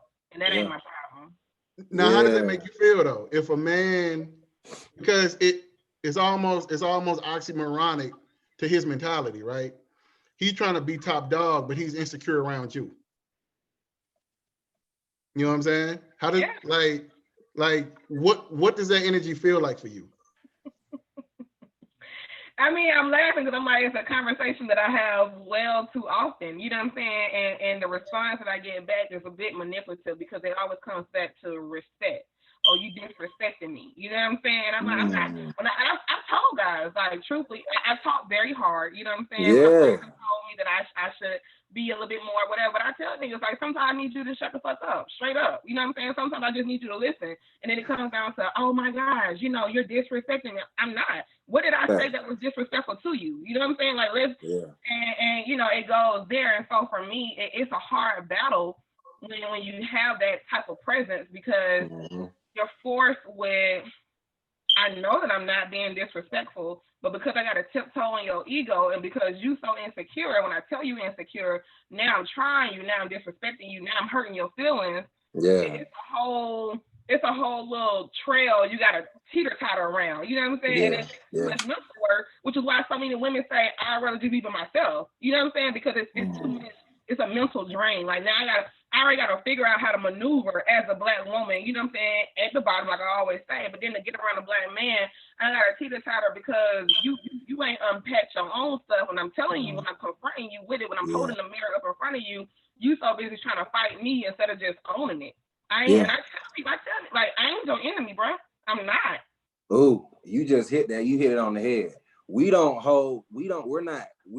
haven't gotten to a place to where we can sit with each other's pain without critiquing and analyzing it, tearing it apart and using it for ammo. Because that's what we do in relationships. Like, it's not a safe space. It's a place for me to now use leverage as to where you done fucked up at, why I done fucked up at, and how can I use this to get what I want out of the situation. And too many times with us, that is literally the tone of our relationships intimately. But when we get into public spaces, we so concerned about the community and the greater good. It's like, nigga, you can't even talk to the person you laying in bed with every day. Right. That's the shit that fuck with me, right? To where I understand how hard it is for us to go outside, but I think that's some of that unity piece to where legit, if you can have the hardest person to talk to is the motherfucker you love, bro. Like, and that's honest to God, if you ain't sat with yourself, the hardest person to sit with is somebody who literally has seen all of you. Yeah. Like, at least to their knowledge, right? Because that's where that fear lies. It's connected to your parenthood, to childhood. It's connected to your attachments, the things that you feel are safe. So when we talk about a community that looks like us actually be policing it, or not even policing it, I hate that word, but us actually protecting it, like you said, Mike, is what does protection look like? Is protection empowerment, or is protection control? You know what I'm saying? Is protection safety? You know what I'm saying? Or is protection, You know what I'm saying? Like and that's yeah, a thin line. manipulation. That's a thin line. Because and talking about that, the women clients that I talk to a lot about, especially my younger ones, you know, I ask them, well, what is it that you like about this bad guy, right? When you in that bad guy, I get the same answer. I feel protected. You know what I'm saying? And I have to teach them, understand there's a difference between protection and control. You know what I'm saying? And that goes to their own, you know what I'm saying, things they got to unpack. Because they protecting their assets. You know what I'm saying? And so you got to be careful when we're saying, like, oh, the black men are protecting us. You know what I'm saying? And that narrative that is teaching women of what protection actually feels like, what protection actually is. Yeah. Absolutely. So we got a question that said, why does constructive criticism for a black man by a black woman always come as a disrespect? And I think you guys have kind of answered it, you know, inadvertently. But you know, essentially, it's that black men exist in the community as an authoritative figure, right? So when you have an authoritative figure, you know, any type of feedback or criticism is seen as disrespect because authoritative is absolute rule. There you go. Black men think, you know, their role is absolute rule. And, you know, we were all there. You know, I've been there. I don't want y'all to think like whoever's watching this shit, I don't want y'all to think like, you know, I grew up like, you know, fucking rainbow and blackish and all shit like that. Like niggas got stories, nigga. I grew up extra regular nigga. Like for real. Like all the nigga shit niggas be on, I was on all that shit. And a lot of it I'm still on. But what you do understand is, you know, you have to be open. It's something I had to learn, like something you learn through marriage, something you learn through having kids. Like you have to be open to criticism, and you have to break the barrier of criticism being hard, because it is. When you're not used to being approached, when you're not used to being criticized, like my whole life I've been the smart, intelligent, you know, charismatic, you know, verbose black boy, young black man, you know, you know, you are the hope and the dreams of the ancestors. You know what I'm saying? Oh, you know, the chosen one. You know, the chosen. You're gonna be a good black. Oh, you're gonna be that. You know what I'm saying? So, but you have to get to a point where you can't let the old guard of society hype you, black man. You know what I'm saying? You can't be okay with doing the bare minimum, black man. You can't be okay with being emotionally unavailable, black man. You can't be okay with not having self-improvement, black man. You can't be okay with that kind of shit. And that's literally sitting down and trying to work through that shit. And you gonna get that shit wrong a lot. Criticism is gonna come like an attack, probably for years. You know what I'm saying? Look, but you gotta move through that shit. I ain't gonna lie to you right now, as a black woman, the ideology of a black man is looking real police-like. Yeah, like, that loops it back to what we're talking about. Absolutely. So if you try to correct the police, they take it as a threat. You try to correct the black man, it's a threat. It's a threat to his character. It's a threat to his man, and you know what I mean? Exactly. And so you gotta ask. You know, we talking about defunding the police. Mentally, what are we gonna replace them with? More police. Facts.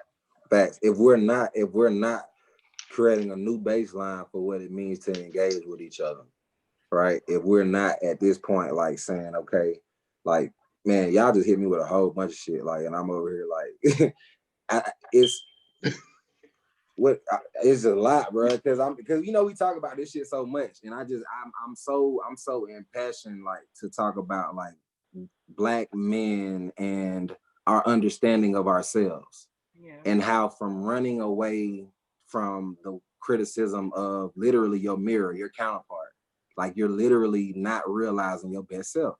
And I think a lot of it is the fact that in our micro situations, the space that we hold collectively for black men to fuck up is not the space that we hold for them, like in the house, right? So I think some of that and I hold very, very little to speak to women. That's with Christopher, and I don't like to talk a lot to women. But because the majority of my clients are women, it's just my understanding that in our micro situations, the patience that you have for that same nigga that's been doing that same shit and has been fucking with you like for this long, you have little patience for him. Collectively, you love black men. Collectively, you got all you want, the best in the world for the black man. Where I think that comes back is, again, collectively, a lot of projecting happens, a lot of transference happens. So where now you have women who, yeah, they got all the love in the world for us, but they tired, bro. Like they're literally tired of it sounding one way on the internet, but when they come home, it looking a whole nother way. And there's too many women who are quiet about the men in their lives who they love the most. But again, like you said, they them niggas, they the police, they the abusers, they the ones you can't say shit to. And there's so many niggas I know like that went to school, bruh, or niggas that like supposedly the good niggas, the ones that's, you know what I'm saying, the eligible ones. Nigga, if you got a resume, you can hide behind that all day. Yeah. That's my point. But that's why I said, like, how are we now starting to redefine masculinity amongst ourselves as men, right? I know what a bag look like. I know how to get a bag, right? But my healing had to come from me detaching from the fool who was always the good guy. The fool who knew better than his other friends, the hoodlums. Like, nah, I'm just like them too. So I had to get out of this making it look good. And like you said, instead of being a good man, be a whole man, right? Holding myself accountable for all of me. And I think that's that piece to where like we gotta bring this shit back to balance to where it's like, bro, if you can sit in front of me or you can sit in front of your partners and they can't tell you about yourself, tell you the areas that you're failing in, tell you where you falling at, tell you where you doing good at. And even if it's not the truth, you can't sit with that shit and at least give them something back. That is a problem. That is a problem. I got people in my life who don't understand shit that I'm doing, but they love the fuck out of me and they gonna challenge me every day. But I hold space for those people because I know they love me. Yeah. And they legit want to know like what I'm doing. And it don't feel good when I talk to them all the time, but I need it. Because we get comfortable, we get lax. Like, but that's that iron and sharpen iron piece. Like black men, are we running the comfort because that's what we've been sold as the American dream, but we're seeing the American dream is not our dream? Can't be. Can't be. Can't be. That white man reality ain't your reality. Can't you gotta work with your sister. The American dream disenfranchises an entire gender of our people. Nigga. White women, white and they know that shit. I said I don't give a fuck. But be clear, white women live in hell in America due to their proximity to white men. Now, again, I don't give a fuck, but what I don't want to have happen is we liberate ourselves, become the American dream, and now we have given our black women that same exact hell. You know what I'm saying? Yeah. They go from one hell to another. Yeah. What does our American dream look like?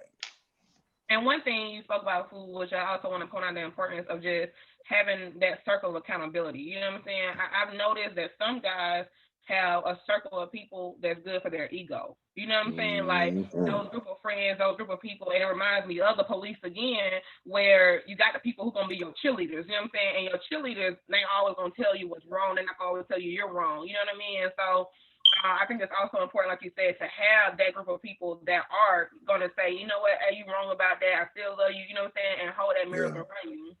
But you know what? And I'll say this: amongst men, that friend isn't celebrated.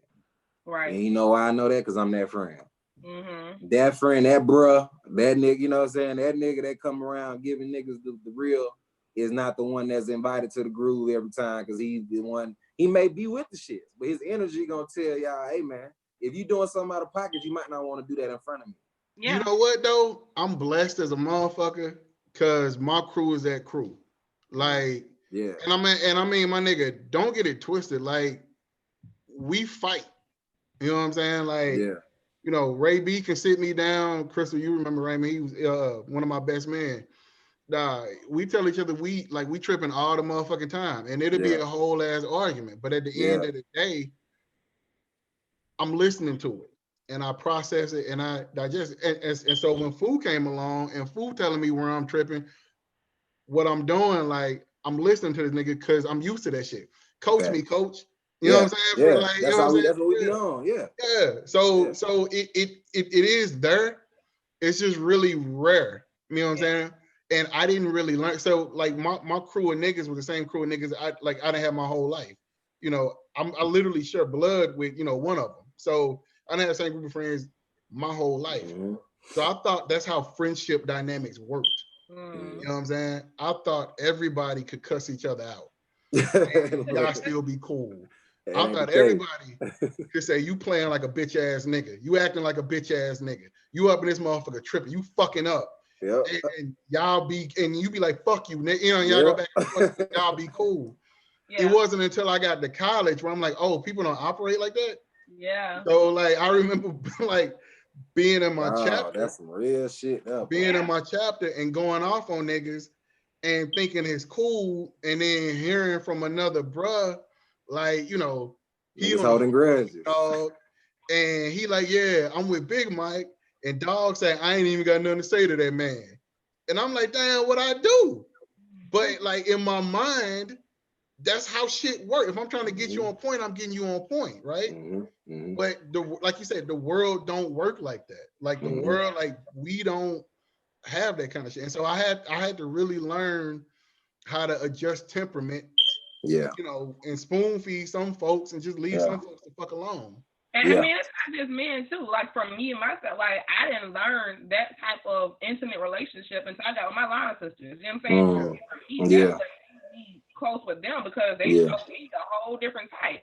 You know what I'm saying? Growing up, we had to hold our tongue around each other, because if you said something that didn't go with the flow, you might not be friends no more. You know what I'm saying? Sisters, and we literally, you know what I'm saying, go through whatever, and at the end of the night, you know what I'm saying, we hugging and loving each other. That's like, hey, you know what I'm saying? My time, they taught me how to love. You know what I'm saying? When I didn't hug people. You know what I'm saying? Like, y'all, I don't hug, but now they do not. I love you. See what I'm saying? So I will say, I think that's men and women. You know what I'm saying? With that same type of experience.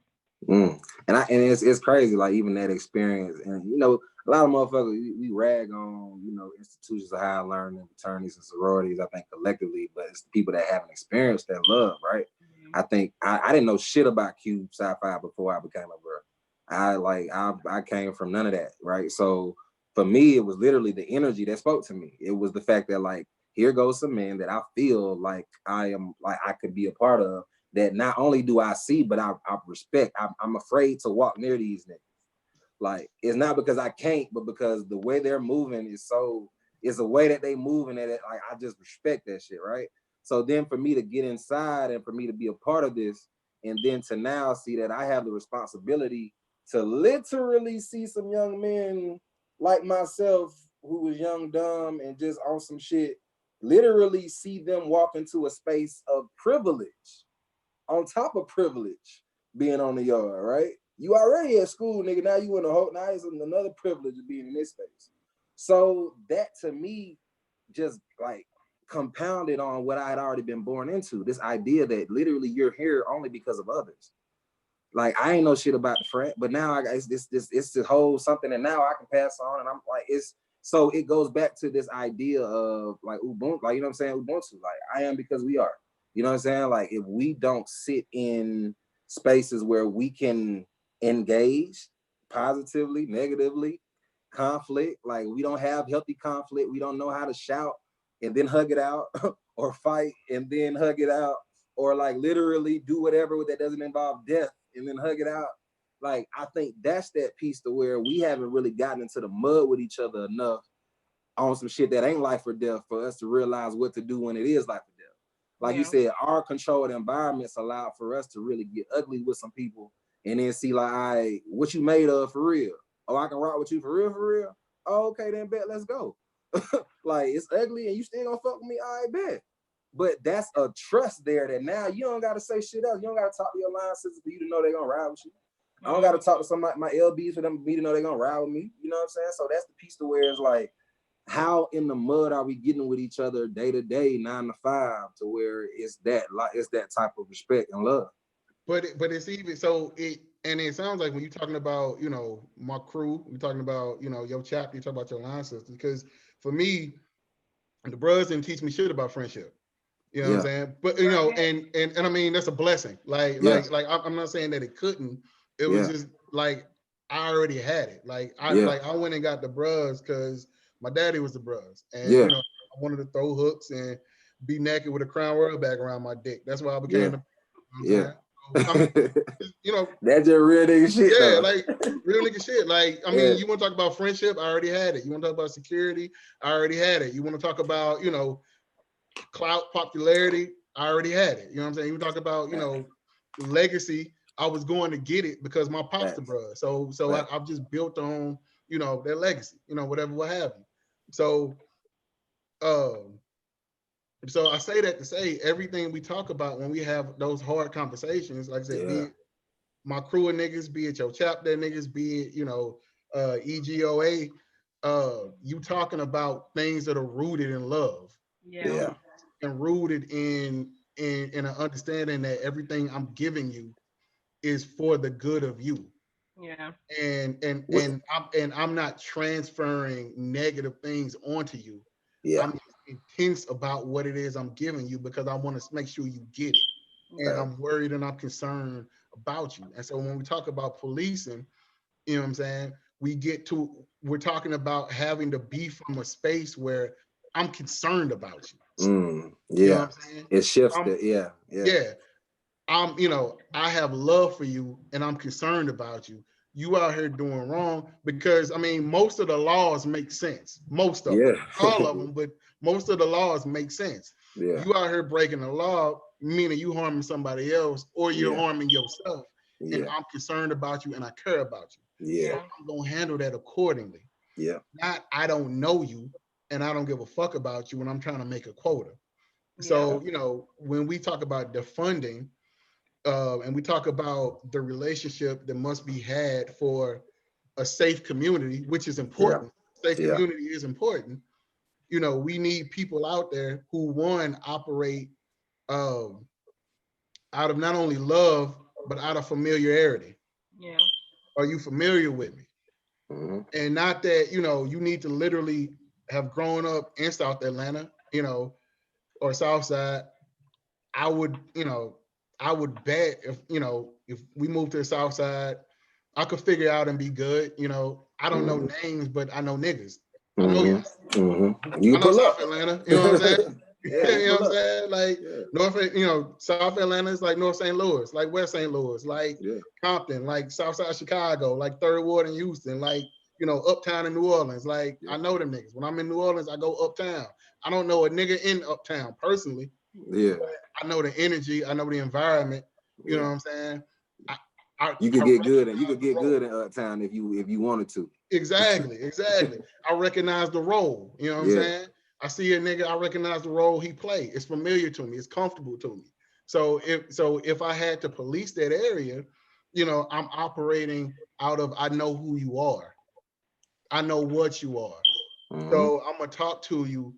I'm gonna de-escalate in a way that makes sense for you to, one, understand it, and two, to keep your dignity. That's I see you. Facts. I see you. And that's that dehumanizing piece.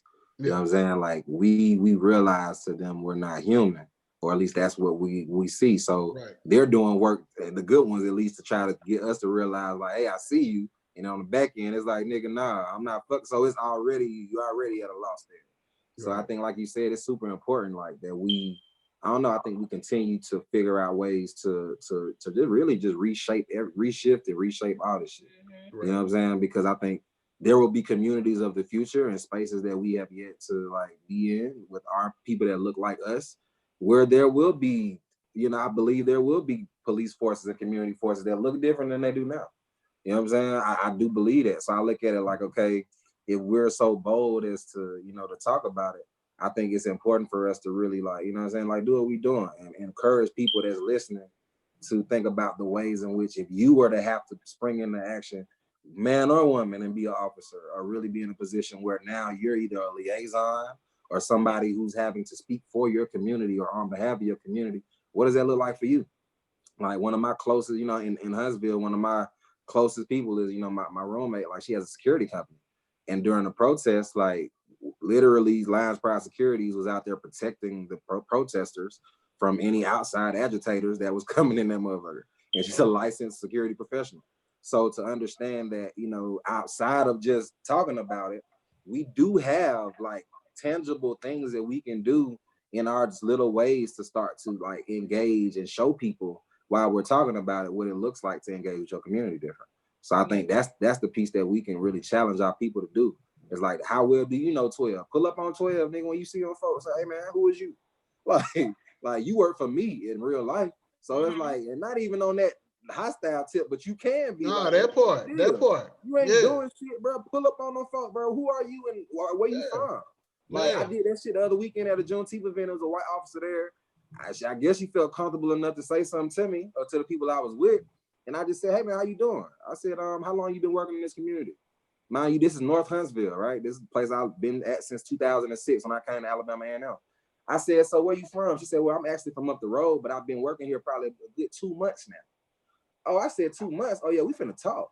So I sat there and I asked her, I said, okay, well, fortunately, like I've been in this community for a while. I said, before I could even get it out, she starts to speak about her efforts to literally get to know the community.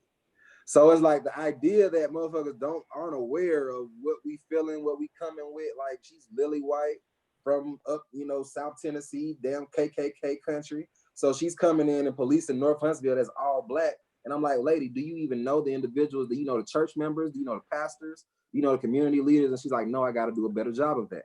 And the fact that in this time, we got rookie officers in our communities in states of unrest, and you telling me you got to do work to get to know people? Mm-hmm. That's intentional now. Y'all got to know, like, that's where we can put that pressure on folks. Like, literally, bro, how long you been in this community, my nigga? Who you know? Like, what do you, like, real deal? And if we don't know them folks and we seeing them every single day, it's like, shit, start to put pressure on their ass, like, bro, what's up? What y'all doing? Like, literally, y'all pulling up to the bar, y'all pulling up, y'all bringing some? Like, y'all gonna be y'all sliding on the street every day, like, what's up? Mm-hmm. Like, how are y'all protecting and serving me outside of just policing, patrolling this motherfucker? Right? Are you teaching my kids the law? Like, what aspect of policing is community outreach outside of what they get paid at? Mm-hmm. Are you educating the people that you're policing on how to engage with you dummies? Like, excuse my language. But that's the shit to where it pisses me off. I got real PTSD from 12, being in handcuffs so many times. So the fact that, like, and I don't use that term lightly, because every time I see blue lights, literally my heart start palpitating. I start having heart palpitations. Like, and that's some real shit. So to understand the type of pressure that needs to be applied to these folks under simple shit like just living, how we know you gotta be perfect to have fun damn near in the hood. Like, you gotta be in your little block, you know what I'm saying? We gotta put so much shit in place to feel safe doing the same shit that they do at the lakefront, same shit they do in downtown districts, drunk as fuck, disorderly as fuck, don't care and they gonna go home. Like, that's that live, work, and play aspect that we need to understand as our absolute right as citizens. You don't gotta be an elected official to be civically engaged. Start putting pressure on these folks. They regular ass people getting a paycheck just like you. Like, period. And that means we gotta stop idolizing them. We gotta stop giving that type of authority and power over us. Ain't no blue lives. They black and white people, whoever they are, they do a job. There's no such thing as a blue life. They do a very hard job. Like, there are the people behind badges. Like, I don't believe in that blue life matter shit. That's just me personally. I think you answered it though. Like, when you said, we don't have to be in elected office in order to put pressure on people. I think, again, that goes back to our capitalist leadership singular mentality, right? Yeah. And I think that seeing each other and valuing each other as citizens, as people, as humans, as folks who have a right to the neighborhood. If we can collectively say this is us, collectively, from my neighbor across the street drinking the tall can to the motherfucking surgeon, whoever, nigga who run the hotel. Like, this is collectively ours, especially if you new coming in here. So we police ourselves. We take care of ourselves. We call you over some other shit. Yeah. You know what I'm saying? Yeah. You need to learn us. We don't need to adjust to you. You need to adjust to us. Yeah. And I think that's the first barrier. Yeah. And honestly, and I think that's kind of what we saying, Stan. Like, there are men, and I always talk to that, man. It's some men that's listening to conversations like this, that are in positions like this in their communities that are afraid. And I've had some of those conversations, like, you're afraid to step out there and be that point, be that, liaison, be that point of contact, you know what I'm saying? Be that figure or whatever. But understand, like, that's where some of that peace goes away. Until it hits your front door and you don't have a choice but to do it, please sit with the privilege of being able to do it, because some of us don't have the privilege to do that. A lot of the men who would do it are behind bars. A lot of the individuals that who, you know what I'm saying? Like, and I think that's some of the things that, if we're being honest with ourselves, we can talk all day, but some of us are literally free because of the sacrifices of some of the people that we love. So I would challenge a lot of us that sit on here and build these platforms and talk all this shit to just literally look in the mirror. I don't go outside of yourself and ask yourself, what are you cultivating in your community? Like, what ground are you really cultivating? Like, are you really actively doing that? And if that community is just at your house with your kids, then that's cool, bro. But you got to start somewhere, because some niggas just ain't doing nothing. And that's my problem. It just look good. You know what I'm saying? It's very selfish. It's selfish as fuck. And we do a lot for Juneteenth and for the holidays, and it sounds good and it's emotional. But day to day, we not doing a goddamn thing. Like, and that's that piece to where, like, I got nothing but pressure for us. Like, we can do more in that way. Like, you know what I'm saying? We know what we need to step up in the family, but if you got enough nuts to speak out, bro, you got to act out. Like, that's just real. Like, in this day and age, bro, this literally, like, it's like, you got enough nuts to do this publicly while you talking about, oh, I can't say this or I'm gonna get fired. Nigga, shut up. You ain't that afraid to talk, so do something. Like, we get all the excuses in the world why we don't do, but ain't nobody over here actively, like, we not collectively doing anything. If all of us started talking and doing more, you see what companies are doing, they respond to the workforce. Black Lives Matter to everybody now, right? Yeah, nigga, so say something, do something. Shit. That my sweat, and I always sweat myself with it. You know what I'm saying? Like, I gotta do more. We gotta do more. Me and Mike, we talk about this all the time. Like, as black men who are, like, as men that we are, shit, we privileged in a bitch. So, nigga, what we gonna do with it? Like, in the spaces that we in, like, we know, we recognize that. So I think that's that challenge, man. Tighten your ass up, nigga. Definitely. Fu Luther King, ladies and gentlemen. Man, watch out, man. Look. Give me some gas with it, man. How do you look? I'm gonna be the trap version, man. With the slug. Nah, man, look, I swear to God, one day we gonna keep this shit under 90 minutes. Instead of working on 2 hours. But I mean, shit, we just be vibing. Yeah. That's it. I love y'all, man. This should be the highlight of my damn week, for real. Definitely, man. I appreciate the fuck out of y'all. So again, man, this we was talking about police and black bodies, and you know, I think, you know, we went over a lot, but I think in general, the route to figuring out where we need to go is figure out how we can hold ourselves accountable first and foremost, and then how we can figure out who's coming to us with love and concern instead of authority and power. Yeah. And if that's getting rid of the police force, then that's getting rid of the police force. But if we get rid of the police force, we still have to identify who's coming to us with love and concern. Right. You know what I'm saying?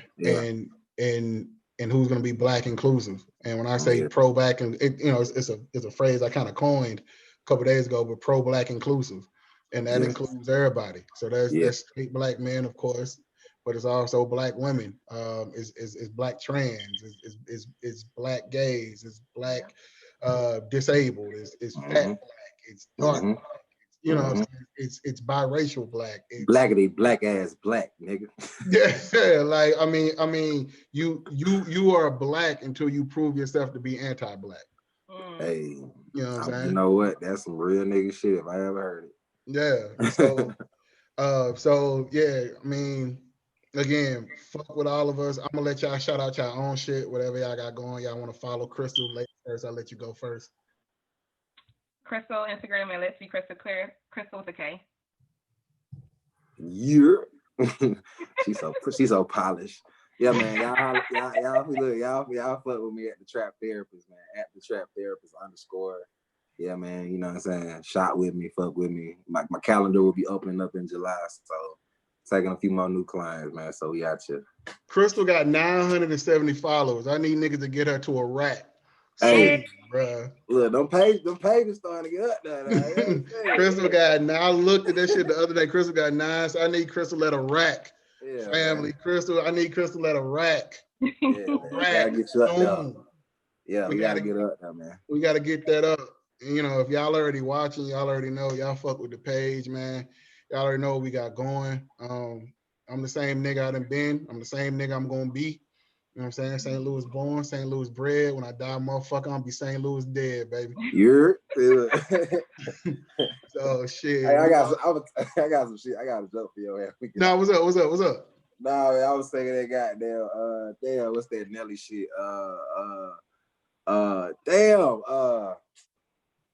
It literally just left me, bro. It's a lyric from the song, bro. It's gonna come back to me in a minute. I know, but this shit had me thinking about your ass. Damn. Yeah, some St. Louis ass shit though. St. Louis ass shit, man. So that's how we do it. Free Roots Project. Fuck with us. We gonna be back on here real motherfucking soon. Ain't gonna be none to it. Y'all already know how the fuck we do. 9 followers away right now. I just look. I'm 9 followers away, y'all. So you 9 followers? Oh, we in the game. Oh shit! I'm gonna repost your right now. Oh shit! Oh shit! That's big. Right now, man. Oh shit! She need that 9. We on it. We on it. All right, y'all, man. I'm gonna fuck with y'all. Y'all, my niggas, y'all already know. Love y'all. Love y'all, man. And I appreciate y'all watching. Yeah. Follow my girl Crystal, man. Follow my nigga. Follow. Let's be crystal clear. She 9 away. Let's get it done. Love y'all, man. Yeah. I enjoyed it, y'all. Peace.